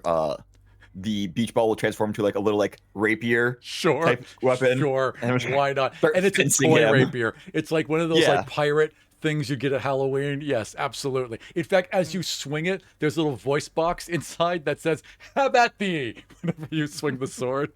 Roll it. Has like a little like squeaky in the inside too. So when I hit goes, Yes, roll it. Use your full die. cool. I did get a +1 dice from a donation, so I have 4 decks now. Oh, you got a +1 die? Yeah, take that. Excellent. And by the way, if you donate $5, there's a +1 for a PC. If you donate 10, which I saw earlier, that's a +1 for the GM. I've been saving that. And if you donate 25, a PC stat goes up by a full point for the whole game. $50 brings in a brand new monster. What'd you get, Cole? So I got 4 successes and 2 of them were 6s. Did you get your special die? Not yet. Okay, well, that's still incredibly strong. So you just run this rapier straight through Candyman. That is 4 successes. Hang on one second. Candyman has a guard of 3 and defense of 1. So you shred that big heavy coat that he's wearing, almost like at the shoulder. So it's now just like a little capelet, and he's exposed now. And bees just pour out and swirl all around, this giant cloud of bees. Nice. So many bees. Which- Not the bees. Right, which are going to try and sting you. Go for it. I can dodge some bees. All right, you get hit twice. Do you have guard? Yeah, so I have 2. Sorry. I have 1 guard left. You have 1 guard. Wait, but you have you have guard, and then do you have any defense or just guard? I do have 1 defense. I have Okay. 3 guard and 1 defense. So then it would get blocked a little bit by, so only one of your guard gets knocked Okay. off then. All right. Who's up Alright. next? I'm gonna. I have not input that coin yet. Correct. But I am going to. I will just pull it out, and like a coin slot. It's pretty intuitive. I'm gonna just go ahead and throw it in, not really knowing what it does. Sure. Um, What does this do? Da-ding! You get flushed with energy. This incredible warmth that flows all over you, almost like your blood's been digitized. You can just feel this energy flowing up and down you.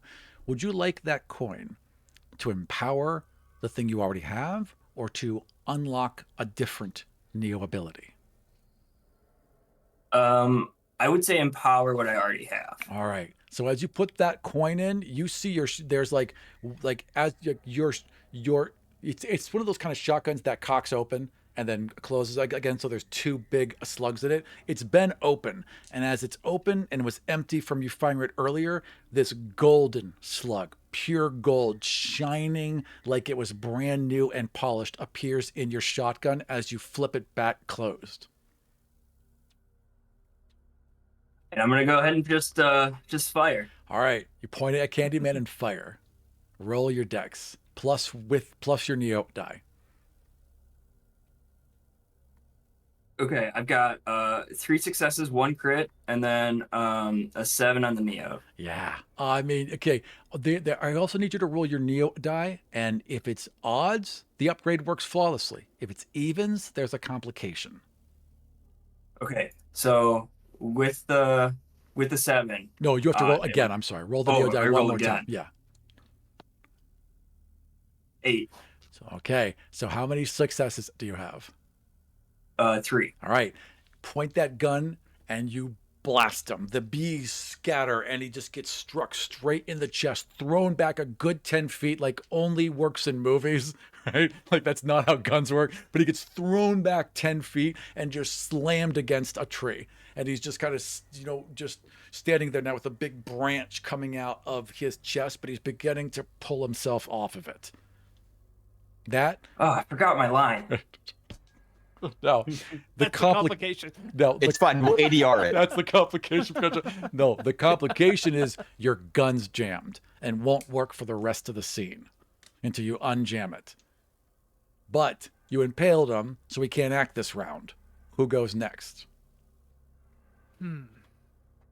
I have been trying to think about what I would do in this situation, and just having come out of the house that freaked me out so badly. Yeah. And Yeah. you're going to hit from all sides, physical, emotional. You're getting put through the ringer here. I'm gonna, as a question I asked again, I'm gonna ask it one more time. Where's the drone right now? The drone right now is like hovering. Like it seems to keep getting this like wide shot about maybe 50 feet above your head. Okay, so I can't get to it then. Right. Not just by reaching up and grabbing it. No. Sure. But you've got other ways. I do. I'm going to request a miracle of my god. Ooh, okay. So in this moment, like darkness washes over you and you're kind of taken out of time, out of the world, and you are sitting in this other world. What is Haunter's world like? Okay. So it's so wet. It's just it's so slimy. It's everything. It's like, imagine like, just kind of like a ruined Gothic castle, right? Right. Just, But that made kind of thing. tongues? But like, no, it's stone and everything. But whenever, if you lean plaintively on a battlement, you lift your arm up and it goes, right? It's just, there's slime and gunk everywhere. Everything's like being in a hot car with shorts on. It's like being inside someone's mouth. Oh God. Because everything looks right, but they feel like a tongue. It's bad. It wouldn't be horror without a little bit of war. Okay. All right. Yeah. So we're in a castle mouth. Yeah. It's so gross. So okay. and the Stop it right now. I will shut off your camera. Sorry, go ahead, Tracy. I think the seriousness and the normalcy of the conversation that is going to follow like belies everything because I'm still Yeah. talking to a deity, Yeah. right? How they're appearing is like manifested through my lens of things, which doesn't always speak to their true nature, right? So I just start like verbally working it out, right? I'm just trying to like there's a problem here. Totally. There's a problem. We are in his movie. We're in his movie. We're in his movie. There's only one camera we have seen, and it's a drone. Yeah. And he makes drones. So it's just a drone. I feel it would be a bad idea to ask you to simply get me the drone down. Excuse me. If I'm asking for a favor, right? Like Yeah. you know what it is. Right. You know, The whole point of a drone is that there's always another. right, but what if I'm trying to and externally I'm trying to work through some if it's a miracle, it's Yeah. not just get me the drone. Right. I want the drone to give me access to a ROM. Ooh. Okay. Right? That's Yeah. the drone is the vehicle for that. But I'm trying to figure out how to justify asking an underworld god to provide that. And I'm not sure if I can come up with the fictional if anyone has any suggestions or if you I have think a I've thought, got a I'm pretty good very- idea here. Okay, So in cool. this gross wet castle, there's like most of it is like real, but sometimes it becomes more flesh than this. Like sometimes it becomes a Yeah. little literal. And part of like there's a hearth, right? Which looks like a big kind of half moon fire a place, but then like a tongue rolls out of a mouth that it forms into. And on the like on this long roll flunk tongue, at the very end of it is a sopping wet, slime covered production monitor. And it's got a little 4-shot up. And one shot is you looking down at the monitor. One shot is this high view from the drone circling around. One shot is another like wide shot of just like a nice landscape shot of the whole area. And the last shot is me sitting in a production booth surrounded by monitors, got a bunch like there's like it seems like a hoarder situation. Things are just piled up all around me. Old scripts, old costumes, set stuff, gear, equipment, just this cocoon or a nest of stuff all around me. Okay, so I'm looking at this 4-up monitor, right? And as I look at the shot that is showing you in the production studio, is there a monitor in your production studio where I can see the shot of me looking at the Yes, monitor? 100% there is. Excellent. I reach through the screen that has you on it, Yeah. and my hand comes out of that thing and I Sure. grab your shirt. I would like you to roll either strength or dex. You can pick which one you want. Okay. May I make a play for wisdom? Yeah, or because you're willpower yeah, or yeah, something? yeah, because you're doing Right, some 'cause messy this- mind stuff. Sure, why not? Yeah, this seems like a Totally. This is all Pokemon logic right here. That makes total sense. Yeah, exactly. Anthony, thank you for those $25. Do you want a little stat bump? Did you just buy yourself a stat bump? Is that what you did? That wasn't me. Oh, that was a different Anthony. That might be 4. Does it say? Oh wait, Anthony no, on it? that was from Cole. Cole, do you want a little stat bump? No, that's for Anthony. Oh, you did it for Anthony. Oh, that's sweet. All right, excellent. He's taking a lot of hits. Yeah. Oh. Yeah. All right, Anthony, you can bump any stat up by 1. Probably at this rate, I should bump Dex, but I'm gonna bump Charisma because my cool script power will work at some point. Awesome. All right, Tracy, sorry. So, Please go ahead. That's fine. No, well worth it. 2 successes. 2 successes. All right, you reach out and you grab me by the front of my button down. It's always a button down shirt. No matter what I was doing, I had to have a button down shirt. And you pull me kind of like face first towards the monitor. Yeah. What are you doing? And then you just like I pull myself back and I'm like, you know what I'm doing. I'm finishing the movie. Boom on the power button and all the monitors cut off. I stand.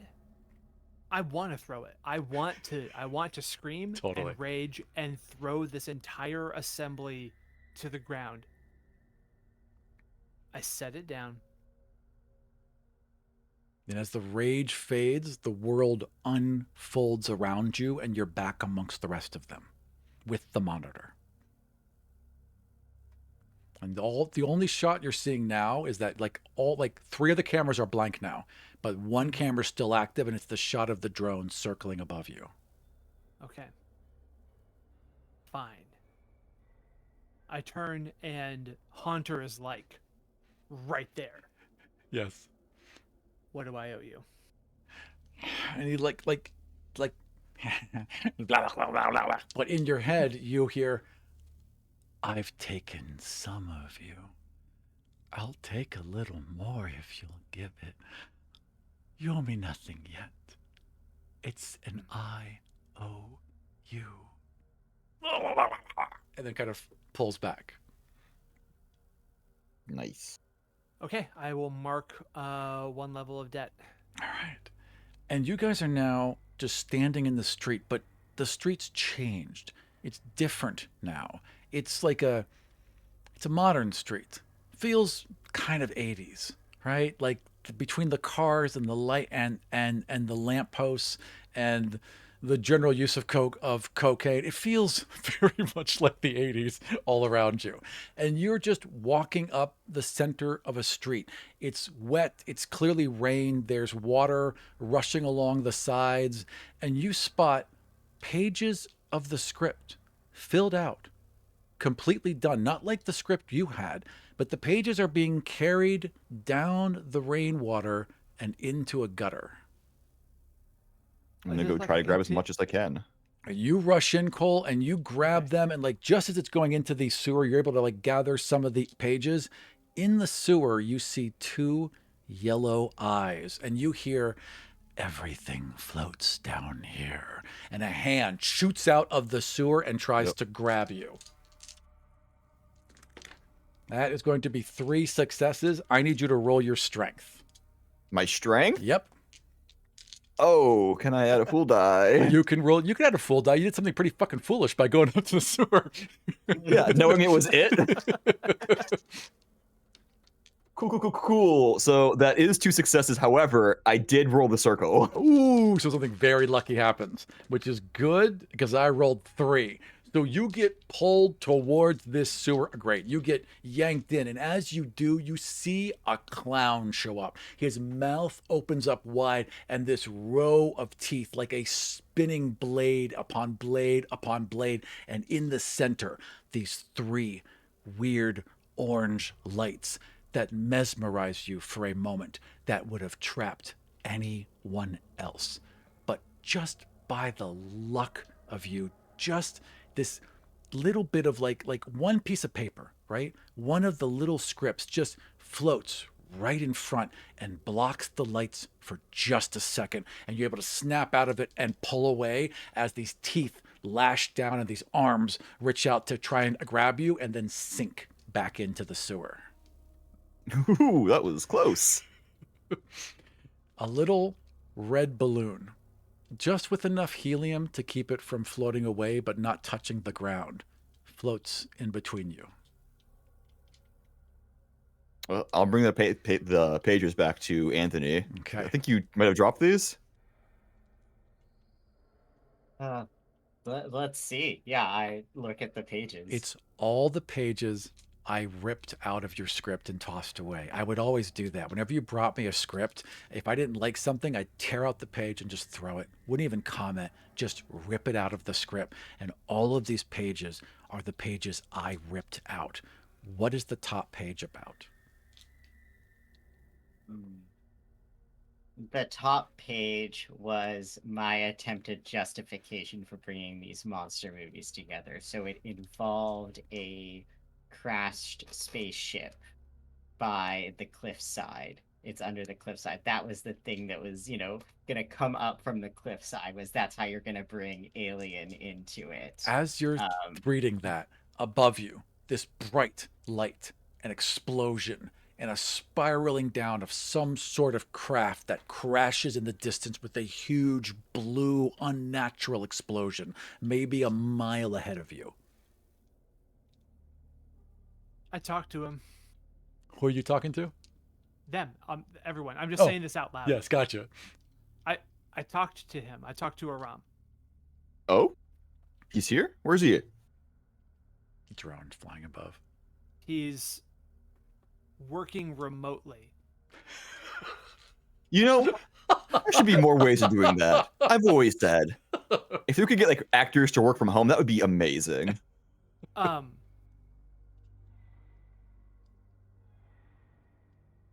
He's trying to finish the movie, and I think we're it. I think we're acting in his fucking movie. Like, Yeah, of course. And it's all my writing too. Yeah. All the stuff that he rejected, said it wasn't necessary. The audience is gonna get it. All of that, all the ways that I brought things together, that I made it make sense, he's now using. Yep. right. Yeah. So right, and I stopped myself because I had, much like I would call for someone and mean Sarah, I tended to just refer to people by their titles because I didn't care. Yeah. So I always called Anthony writer, Right. right? I always called Cole director. I always, Mhm. Matt was always lead, right? I stop myself. I say, Anthony, what happens next? How do we finish the movie? I look over at the spaceship. I say, that's where the cliff is. That's where the spaceship crashed. That We get there. clip! And if we transition scenes, I'm just ranting the whole time. That goddamn, you're like walking down the that Yeah. goddamn cliff. As you guys are walking down this road, as you're screaming about this fucking cliff, right? Like it gets dark around you. There's more papers now swirling. There's like a little wind, and it almost gets hard to see for a moment. And as all the pages fall around you, you're now in like a big tunnel, a big, almost like a sewer tunnel, but it's like 12 feet tall. And there's a little bit of water underneath your feet. There's some rats creaking, and you are in a place where you could go north, west, east, or south as the tunnels branch off. Split the party. Split the. And if you want to. Let's not. Right? I First of would all, like before we to- go any further, does anyone need a break? You're all good? Okay, good enough. Wait, good. No, you do? I could use a You know bathroom what? break. real Let's do quick. this. Let's take a Okay. quick 5-minute break and we'll come right back. Sound good? Ye- I will see you all in 5 minutes. All right, go take your break and I'll be right here whenever you Yeah. come back. Thanks, guys. You guys are doing great.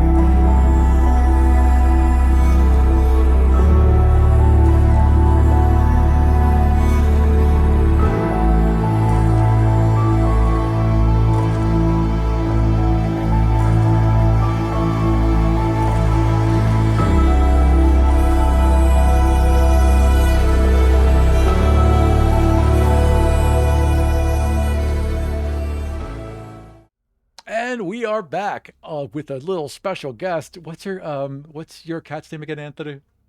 This is Sasha. That is Sasha. Look at Sasha's face. So cute. I say that Sasha gives you advantage on your next roll because I love cats so much, and I can do that. Hell yeah. All right. So you just found yourselves in a dank, dark sewer with paths going north, west, east, and south. What is on the display monitors that I've got? Anything besides the drone? Interesting. Right now, the drone just seems to be hovering high above a mountain. Okay. Is there any way to think about how that overhead shot looked when we were in the street, Right. and then as we walked toward down the path and into this tunnel, like, do we have a cardinal direction that I may not know if it's actually north, south, Yeah. east, or west, but can I go, that tunnel heads toward the crash site? Roll me your intelligence. Okay. Tell me how many successes you get. I think we're looking The at urge just be like, you're thinking too hard and just pick one. right?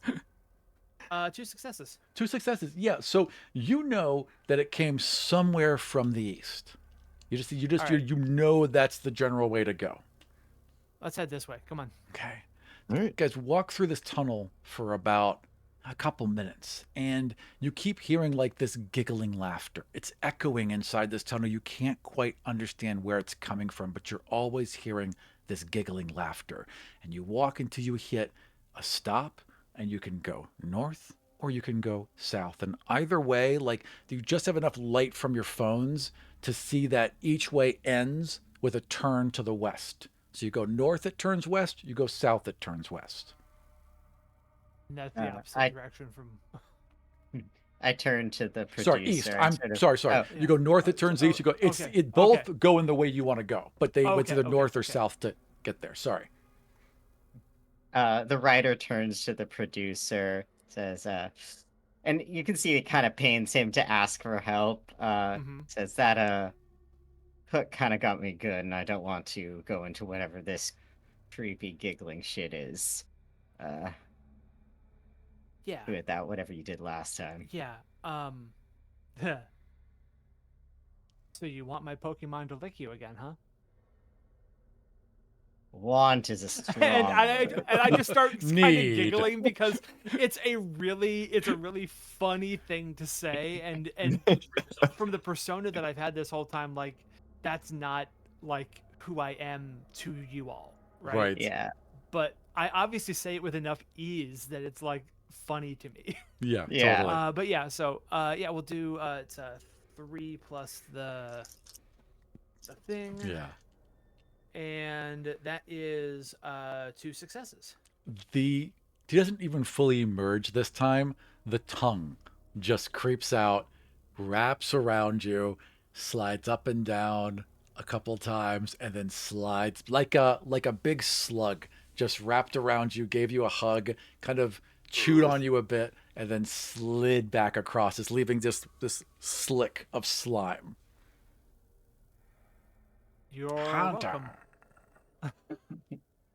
I think when the producer starts laughing, the writer, like, after a few beats, starts laughing a little too. This Sure. is just ridiculous. It's so like, absurd. Yes, absolutely. Totally. I'll find a way to make Pokemon horrifying. I'm sure someone out there has come up with some scenario where it worked. I think to a lot of parents, Pokemon is absolutely horrifying just based on the amount that they have to deal with. Mm-hmm. I'll tell you this. If you were not horrified by what just happened to you, then I have nothing else for you. Cole, north or south? Let's go south. All right. South it is. So you go south, you walk for a while, you turn, dead end. And then the laughter gets louder. But it's not just Oh. laughter now. It's like a thud, thud, click, click, click, thud. Too many legs are coming as the laughter gets louder. Well, we've all made bad calls before. It happens. Make our Yeah. way back. Yeah, back the other way. So you start back We'll the go other way. with alacrity. Right. And you start to walk north again, back to that junction that you were just at. But something is there. Something large is blocking the way. And as you watch, it moves unnaturally until legs splay out from it. And what you're looking at is a giant, horrid spider. The mouth opens up, and those 3 deadlights swirl inside. I need you all to What roll is- willpower. Ooh. I need 2 successes from each of you. 3. 3 success, 1 success. Okay. Can I give him 4. one of my successes? You cannot.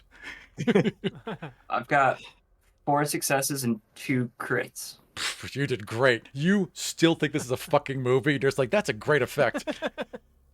Tracy, you Yeah. find yourself walking towards it, being drawn in. There's these golden lights are salvation. You might not even be a believer, but boy, God's in there. Something's in there for you. Wait. I am going to pull him back as hard as I can. Roll strength against Tracy. So Tracy, roll strength too. Yep. 2 1s. Good job. 1-6. Great. You're able to hold Tracy back, and Tracy, you snap out of it. And these jaws slam shut. This spider roars and charges in. And Okay. it's going to go after Cole first because Cole pissed it off. Absolutely. Come at me. All right. I'll be fine. That is 2 successes as this like big hook-like leg just swipes across you. You have your guard back. So Cool. it did 2 to Oh. your guard. So it did 1 because I have 1 defense, right? Yep, correct. So it just did 1 to your guard. Exactly. So it just kind of raked I'm fine. across you and then roared back. Who wants to go next? May I attempt my disadvantage? I'm going to actually maneuver? ask you to hold for 1 yeah. sec because they're both in frontline combat. So either Tracy or Yeah. Cole go first. I would like to pull AT&T and just get like a really long piece of rope and try to wrap its legs up. Pull an AT&T. Oh, an AT-AT. Got it. Okay, gotcha. Yeah, an AT-AT. I was like, what does a phone company have to... Okay, no, understood. So you're trying to rope its legs. I would like Yeah. you to roll dexterity for plus your full die, plus any advantages you have if you want to use them, because for every success, you'll get a leg. I don't think I have any advantages. Weren't you given one? I used that already. Oh, okay. I used that never mind. immediately. All right, fair, because why hold on to them? Yeah, absolutely. Yeah. That is unfortunate. Is that what that is? That is 2 successes, but a cross. Oh, okay. So yeah, you wrap up 2 of those legs and you're going to wrap up the 3rd one, but you get entangled to the rope. So you've slowed it down because it's dragging you, but you're now tied to it, which means it gets advantage when it swings at you, which it's going to do Okay. right now. So 1, 2, Yep. 3, 4, 5. As it should. I need 1 more die. All right. Placing that cross with a circle. 1 success, 2 success, 3 successes as it goes to chomp on your arm. I am all out of guard. All right. So it's ripped through your guard, torn through your jacket, and now you're just feeling like thousands of little rows of teeth just scrape across flesh. Tracy, what are you doing? Godbinder bind new gods. Yeah, you can do that. You can Well, reach I out to mean- a different god. Well, you said there was God in this thing. Oh, yeah, there's God in this thing. It's a terrible, dark, Oh, horrid god. I had imagined it was the Eldritch God. Yeah. Deep. So Deep in it. Seems like Mhm. you could tunnel forever into it, but at the end of that tunnel, at the end of that darkness, there is a horrible, horrible light. Okay, then so I the gods are like anything else. They're tools. Yeah. And this god, boy, really a tool if you get what I'm saying. Yeah. So I stop and I just I look at it and I say, fine. Take a piece. But you'll owe me. This thing leans back. It flicks Cole off of it, just like gets its legs out and like just kind of flicks Cole to the side, and it kind of settles over you. What will you trade? I have everything. I have eternity. I have this body. I can reach through. What could you give me that I need? Let's see. What could I give it that it needs? It seems interested. Mm-hmm.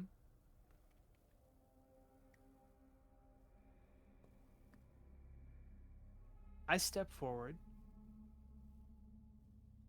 Huh. Do I mean this?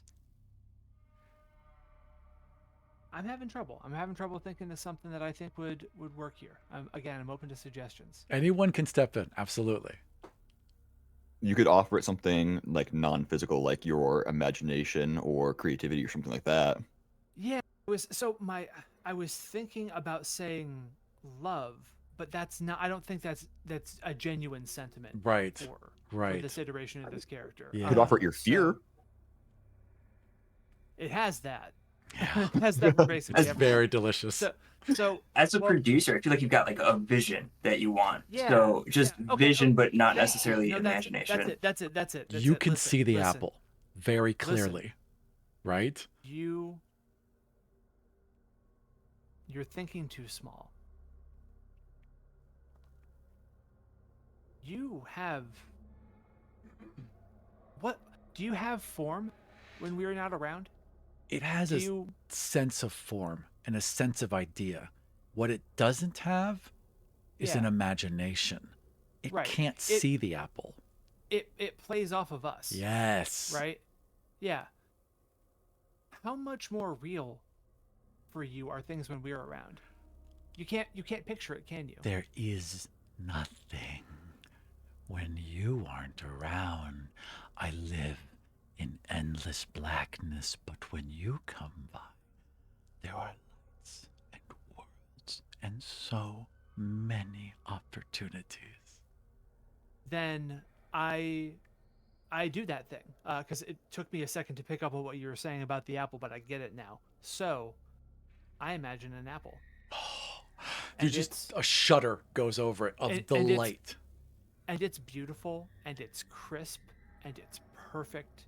I can feel how smooth the skin is under my fingers. I can smell that kind of dusty smell at the bud end. Yeah. I can feel the difference The in texture tension of and the twist stem. when you take the Yeah. stem out. Yeah. And then I take it and I polish it and I stop. Do you want me to take a bite? Yes. It screams yes from 1,000 mouths all around you. It says yes. Then you owe me. Whatever you want. Anything. And as you take that I bite. take and just Yeah. juice dribbles Yes. down I make it like it's damn near pornographic how delicious this apple is, right? But that's what I feed to it, the Eldritch God. This swirling darkness with no imagination suddenly has it. It turns back into Pennywise. It then turns into Jason. There's a huge shark flapping on the ground in front of him. It keeps changing shape over and over and over. It can't control it. There's a scream as it rolls and rolls and rolls and rolls, and a bright flash of light sinks to a little teeny point and then blinks away. And it's gone. But in the back of your mind, you think, was that a good thing? But you're free of it. The tunnel opens up as you take the next path. You find a way back to the surface, push the lid open, and now you're just in this long road, like that typical 2-lane Americana flat through the deserts and the mountains road, like a scene out of Thelma and Louise. In fact, I asked for the Thelma and Louise clip, and you guys rolled your eyes every fucking time. Like, it's that, like, I want that clip. I want the Thelma and Louise clip. We had to make it in the inside the sound studio because we couldn't actually go film it. We don't have the budget to film live. So you're walking towards a cliff. And at the end of this cliff, you can see this like 1950s perfect saucer crash ship with the big dome that's opened up and all these lights and smoke all around it.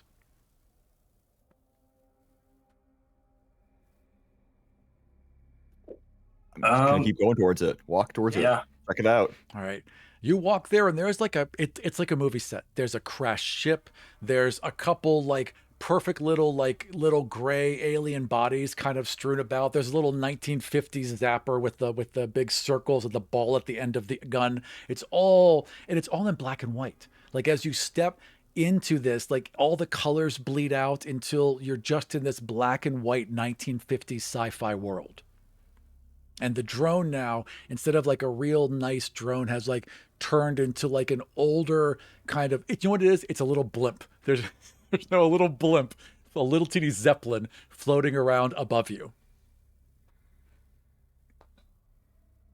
I say, watch out for any normal humans. I did sneak in some invasion of the body snatchers. I tended to lead. That would have been some of the allies you would have run into. They would have eventually betrayed you. Who are you? To know. Yeah. I'm gonna start spiraling. Go to the director. Give me something. Something that any kind of direction that you would normally give me. What's my motivation? Shut up. Project more. Yeah, no, you're you. We're good. That's fine. A hatch pops open on the side of the ship and smoke pours out of it dramatically. There's like 8 dry ice machines going right now. And there's just like an empty spaceship inside, except there's monitors all around, all with a different scene, showing playback from the shark, showing playback from Candyman, showing playback from your meeting, from it, from the movie. Shots of you on the set. It's crackling in, almost like static is bleeding it in. And the moments that it does show are the happy moments, the good moments, the ones that actually were decent. So, and you have this weird kind of like feeling of nostalgia that you didn't expect as you're watching this all crackle to life in front of you. What's on the production monitors that I have? On the projection monitors that you have, all of them are Yeah. blank, right? Except for one that feels like it's handheld and you can feel feet walking through gravel. And it's getting, and like as you're watching the monitor, like you can hear it through the monitor, and then all of a sudden you can hear it in real life. So it's beginning to cross over. And from somewhere behind you, someone's walking out of the woods. I turn. Well, not the woods. Sorry, out of the desert. It'd be weird if there's woods all the time. Walking out of the desert, and it's me, and I look terrible. I look like I had this habit of like working late and fucking with the editing booth, even though I didn't know what I was doing. But like just like putting in long hours because I can't sleep because of my head because I hate myself and my head is Yeah, but really what about really Fantasy loud. ROM? Right. So I come out of this place looking just disheveled and awful. I've got one of those clapboards with me, and on it, it's written the name of the movie. It's written Monster Mash 2, right? That's just really ambitious. In fact, the Monster Mash 1 never got made. And you can just see like haggard, like big bags under, under my eyes. I'm dirty. I'm disheveled, but there's a smile on my face. I'm just like, you see now. You all see. We can do this. We can make terrible things here that people will love. And there's nothing we can't do. There's no budget. There's no restrictions. We can make whatever we want here.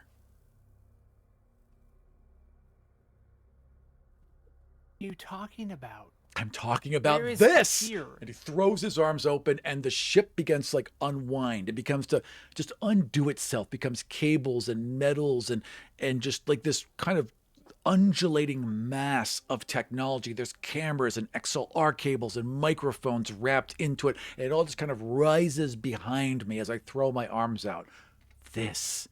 Anything we imagine can happen here, and we can project it, not just to a movie theater, but into their dreams.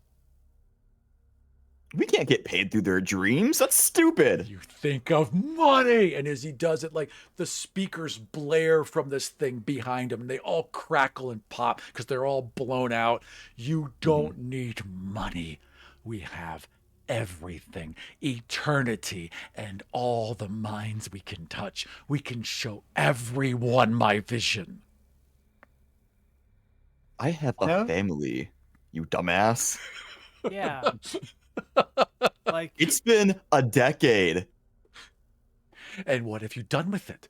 What have you done, Cole? What have you done, Matt? I don't see any more credits piling up for you, Tracy. Your lives are nothing. They are small and colorless, and I show you eternity, and you would reject me? And as he's saying that, like, the cables are now wrapping around his arms, and you can see, like, one arm snap backwards and crack. He's like, you would refuse me? And then, like, they're kind of ripping into his flesh and infusing him. His neck bursts open. That scene from Superman 3 that scared us all that's as the one. children. Oh, yeah. That's what's happening right now. Yep. As he's being turned from flesh into machine, his voice drops open and a speaker box bursts out, and you can hear this just metallic clink from him.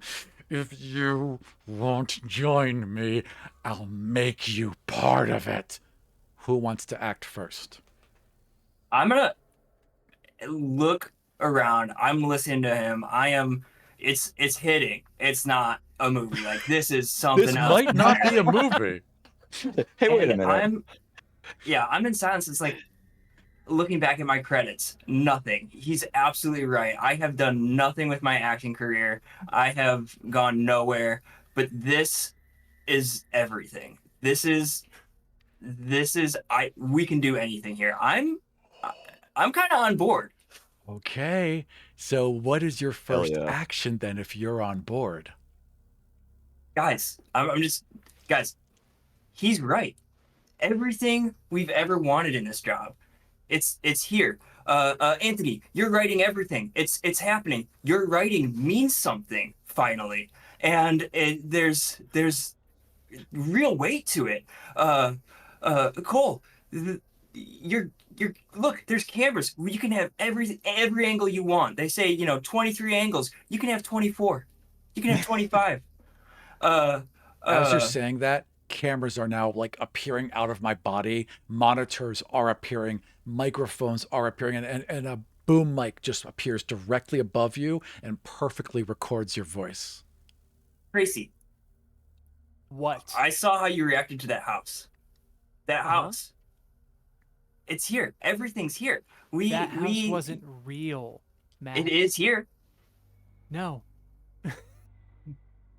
Real things don't change and morph at the whim of your thoughts. Real things decay. Real things break down. Real things don't last forever. Everything we value about being alive, we value because it's all fucking temporary. You axe-armed dipshit. You thought you were in a movie this whole time, and this is your villain turn?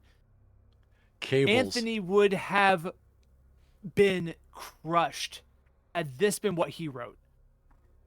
No, I Cole kind of would see have his been point though. ashamed This is a great turn for him. It makes perfect sense. I love the vision. Keep at it. Cables are now like slowly crawling over you, Matt, looking for a way to connect. And that port in your arm begins to shift into an XLR input. Tracy, This- What do you do, Anthony?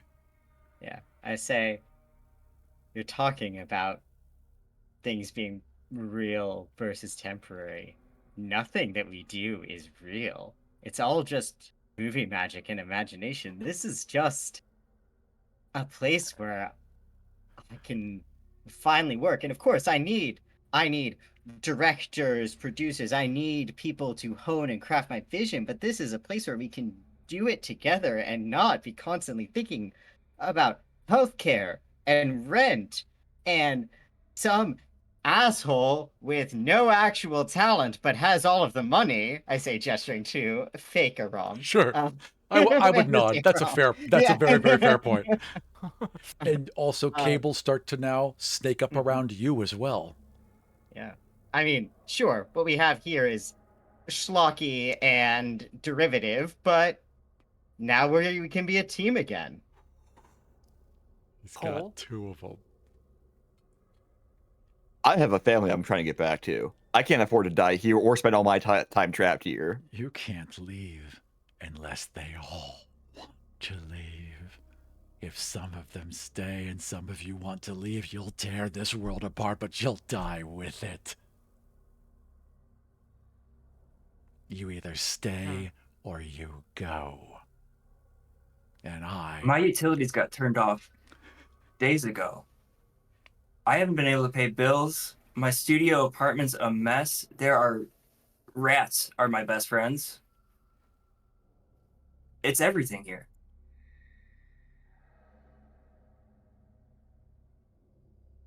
You feel a XLR cord snake towards that port. Do you stop it? I will. I need you to then roll dexterity against, and I need Matt to roll dexterity. Whoever gets the highest number wins. The highest number of successes wins. 2 successes. 1 success, it's a crit. Oh, interesting. Oh. I'm going to say then that what happens, Cole, is that you get your hand on that port and you're able to hold it back. Matt, do you take an action to basically force your wrist against it? This isn't a real world. This is all fake. Yeah, you'd be living a life, but it'd be living a lie. What is acting? What is acting? Exact. And as you say, what is acting? It lurches forward. It slams into your port and it downloads into you. Your eyes go white. All of your power flows up and you rise into the air as this technological marvel swarms around you. You are sure you want all of this. And if you're going to have all of it, they have to die. It's now you against them. I would like you to act first, Matt. I'm so sorry. No, this is great. Brilliant. Love this. I'm here for this. I am going to. Who's Cole's closest to me? Cole's closest to you. All right. Just. You are a large, powerful mass of cables and technology. You can do things. Tell me what you want to do. We'll have it happen. Yeah, I think being Ash from Wish, I think the cables will kind of roll over like my hand or Ash an from arm Wish. and just expand it and actually get the chainsaw this time. Oh, yeah. And I will go ahead and It's not just a chainsaw, it's Leatherface's chainsaw. Yeah, and just absolutely go to like swipe at Cole here as that just is 100%. revving. You have 4 dice that you're rolling to hit. So roll 4 6s and tell me how many successes you get. 3 successes, 1 crit. 3 successes, that chainsaw does +2 damage. 5 damage, Cole, as a chainsaw rips across your chest. So cool. That actually hurts me for once. Yeah, it just tears you open. Anthony, Tracy? Actually, you know what? Actually, Cole, you got to attack first, so you can act first. That only seems fair. Is there still like a plug in him? Oh, yeah, there's definitely still a plug in his arm. Absolutely. Yeah, And like I'm going other to. wires are starting to wrap around it, but for this round, it's still exposed. I'm going to try to unplug it. I will take any damage that comes from just ignoring defense. Right. Okay. I want you to. So again, roll a. Matt, your dex is still 2 on with this monster. Your strength is 4, but your dex is 2. So roll me 2 dex, and Cole roll 2 dex against it, and add your fool die. 3, because I have 3 decks. So. Hmm. 4 fails. successes. 4 successes, and Matt, you Nice. failed. Both times, yep. All right, Cole, describe how you climb on top of this increasing mass of wire and flesh and rip that cord out.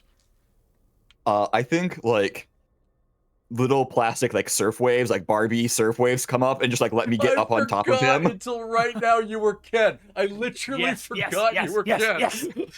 He's just Ken. Yes, you know what? Other Ken show up. There's like, it's now a Yeah. musical. There's a whole chorus going. It's just, he's just Ken, and he's got wires in his hand, and there's just like, like narrating everything that's happening right now.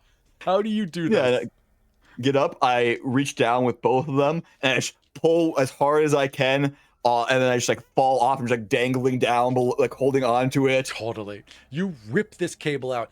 Matt, you feel a wrenching and a horrid scream in your ears and all this pain. But as soon as the cable gets left out, you realize that you were just stuck in there. You were trapped. That was you. That was an extension of you, but you were suppressed and pushed down. There was just the creature you were pretending to be and nothing of you whatsoever. It got consumed by it. So yeah, you could be there. You could be this great actor, but it wouldn't be you. It would just be this shell that everyone would see, and you'd be trapped inside forever. Thank you. I am Knuff. Whenever the fool cracks someone up, they get an extra die. So take an advantage die that you could roll next. Tracy, Anthony, Hello. which one of you are going next? Anthony, do you have anything? I mean, I was kind of on team bad guy, so I Right. think it makes sense if we're alternating. That's what I was thinking. Yeah. So I see this and I go, actors. They're so flighty. Can never stick with a goddamn decision. Does this universe try to incorporate me? Oh yeah, those cables start going right back towards you and just slinking around your legs and kind of lifting you up. Absolutely they do. Yeah. I think it has to, I'll take In suggestions, but fact, something to do here's what happens. The cables swarm around you, but the microphones find you. The speakers find you, and your voice gets amplified. Add +1 to your dictator die whenever you roll it now. Okay. Thanks for Now, that. before we go additional further, stat boost, Yeah, Cole. before we go further, let's take a little time out to talk about the dictator. Because I didn't expect there to be PvP, to be perfectly honest. Right. The Yeah. dictator has the ability to control people and manipulate them. Is everyone comfortable with that in this scene? He can try. Cole, are you good with that? Yeah. Matt, are you good with that? I am. Okay, good. Wanted to make sure. Please go ahead, Good Anthony. check.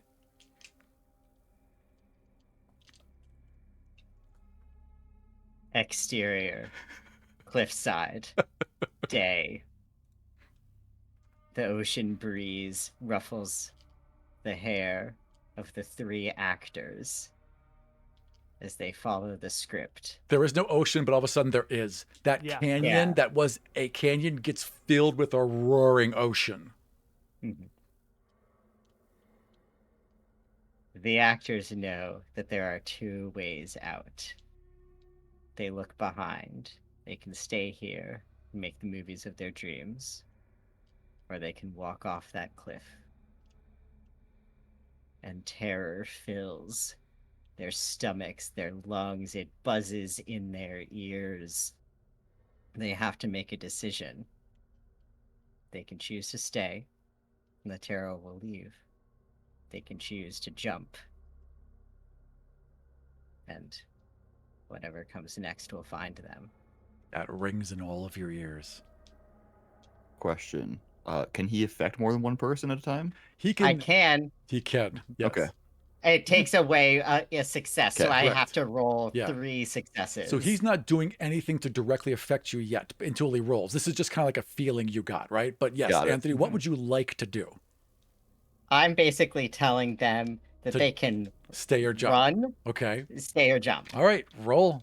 Roll to affect everyone.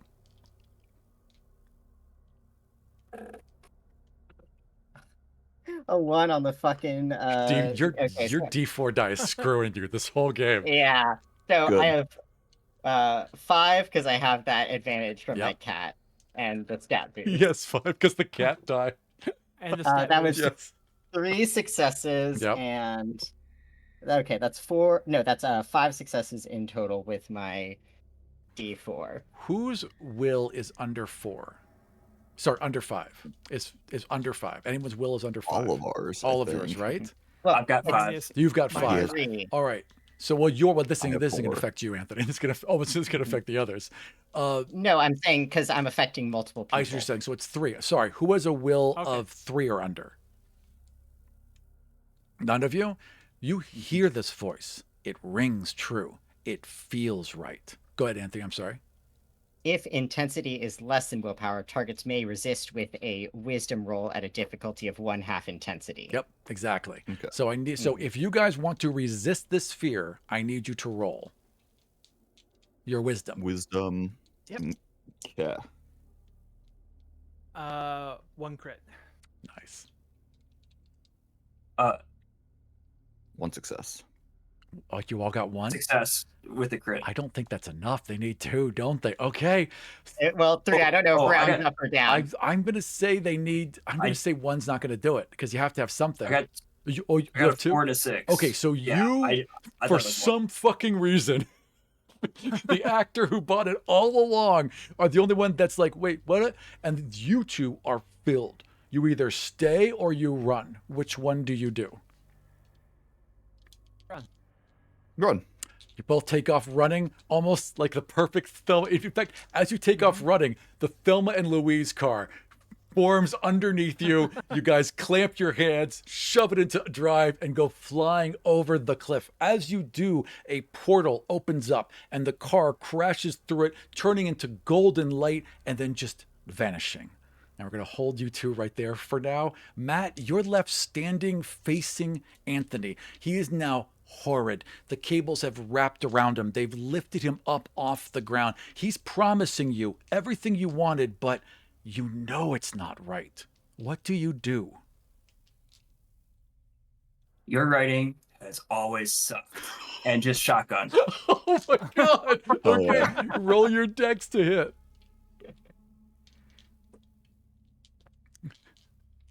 All fails. Oh my god. Ah. All right, you pull it up and you never unjammed it. It just goes click. Oh yeah. Anthony, what do you do? How's it feeling there, Chief? Am I having regrets? No. No? Are you? You tell me. If you think you're having regrets, you tell me. In this moment, when you saw Matt lift that gun towards your face and pull the trigger, you see this honest fear for the first time roll over his face. How does it make you feel? Unfortunately, as a writer, my one thing I wanted to do is inspire fear in my audience. You've done And it. so I say, for you, one more chance. You can go.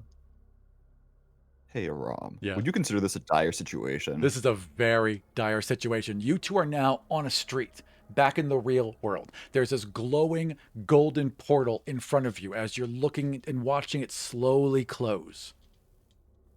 I would like to give you my dice, please. You're going to give me hand me your full die. Go ahead. I will give you my d6. Thank you. You no longer have a full die. What do you want to happen? I would like, if nothing else, for Anthony to be unplugged from Aram. Okay. Oh, yes. Yes. Then it just, by sheer fucking luck, Anthony is given a speech. And when Anthony gives a speech, Anthony likes to walk, keeps moving closer and closer. And then all of a sudden, you unplug from the generators. All the wires fall down. Everything collapses. The boom mics go. The lights go. Everything just shuts down. And then it's just you standing there in front of Matt in the middle of this crazy, terrifying, insane world. Everything washes back. You're back in your own mind. You're like, everything feels strange. How do you react? I think I had, because I wanted to get close to that fear. I needed to get close to that fear. Yeah. That was the thing. And so there had been this manic grin, and then it sort of freezes for a second. And I think I kind of just stumble forward into Matt's arms. Okay. You stumble forward into Matt's arms and you both go over that ledge, tumbling. But in this embrace, like, there's no fear. There's actual love here for a moment. You break through and you remember, you have these memories like when you first met, that first time at the bar, you did tequila shots and did not wake up for the call the next day, but there was a bond there. You guys cared about each other. And you tumble through this golden light and out into this street, and there's this roaring, like you just see the wires come, and I'm screaming and raging like, I will fight you, as it closes up. And you guys are just left on this road. You get up, dust yourselves off, start walking down, and as you turn your backs and walk towards the horizon, a single red balloon floats behind you. And I'd like to know how the rest of your lives go. So if there's that little scene that's like, and the rest of it, Tracy, what happens to you? I think that I become, hopefully, I try to become a more attentive and person focused person. Yeah. I have money to live comfortably enough from the work that I've done. I don't fortunately need to really worry Oh, you've about got that. a But lot because yeah, you were still in my will and I'm gone now. So all that yeah. money comes to you. Well, in that case, I make sure that the other three never have to work again if they don't want to. If they don't want the Nice. money, they don't have to touch it. So you There's a just trust. you just I, split I, it up. I put, yeah. I mean, listen, billions goes a long way. Sure fucking does. I split it 4 ways, and I put it into trust accounts that only they can access, and there's no hurdles or barrier to entry for them. It's just that it's only there for them. The only reason that that money can leave the account is if they take it out to use it. Perfect. Matt, you get And oh sorry, and go then ahead. and then I play competitive Magic for the rest of my life. Because why Oh not? yeah. Right? Why except not, except right? they got rid of the Lotus cards. You wasted $250,000 on nothing. Matt, as you go back to your little one bedroom apartment, not even bedroom, your little studio apartment, and you feel as soon as you open up that door, this just sense of loss, like, ah, oh, darn it, like maybe it would have been good. And there's a little bing and PayPal. Like, what's that? And $750 million has just been dropped into your account. What is your life like?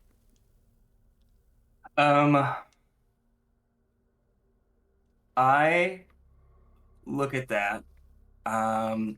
I look at my friend Reginald the rat in the corner. He's fat. He's I patting his belly. I leave the keys on a counter which has a million dishes just Yeah. piled up, and I will Walk the fuck out. walk out, Leave close it the door, all. Yes. won't even talk to the landlord Oh, or anything. I will such a just go, dream. and I'm moving back in with my parents. I'm done with acting, and I'm just going back home. Perfect. I love that. Anthony, what happens to you?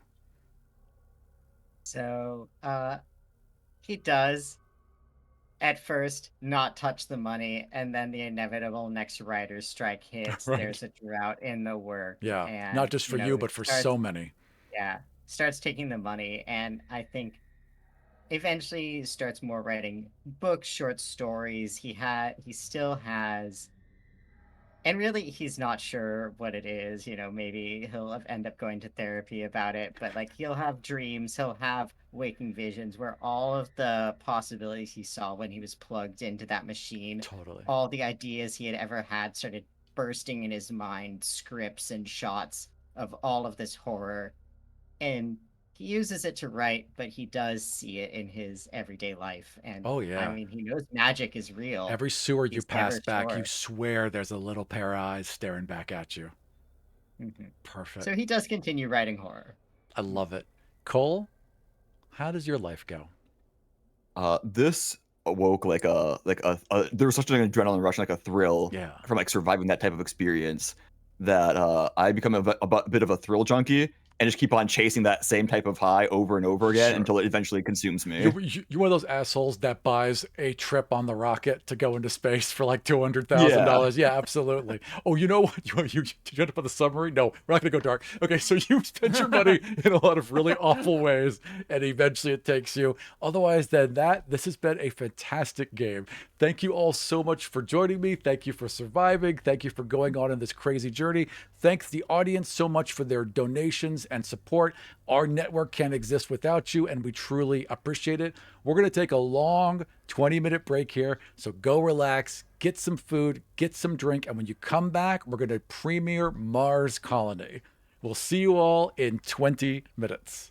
Bye, guys. Thank you. Bye. Bye. And we're out.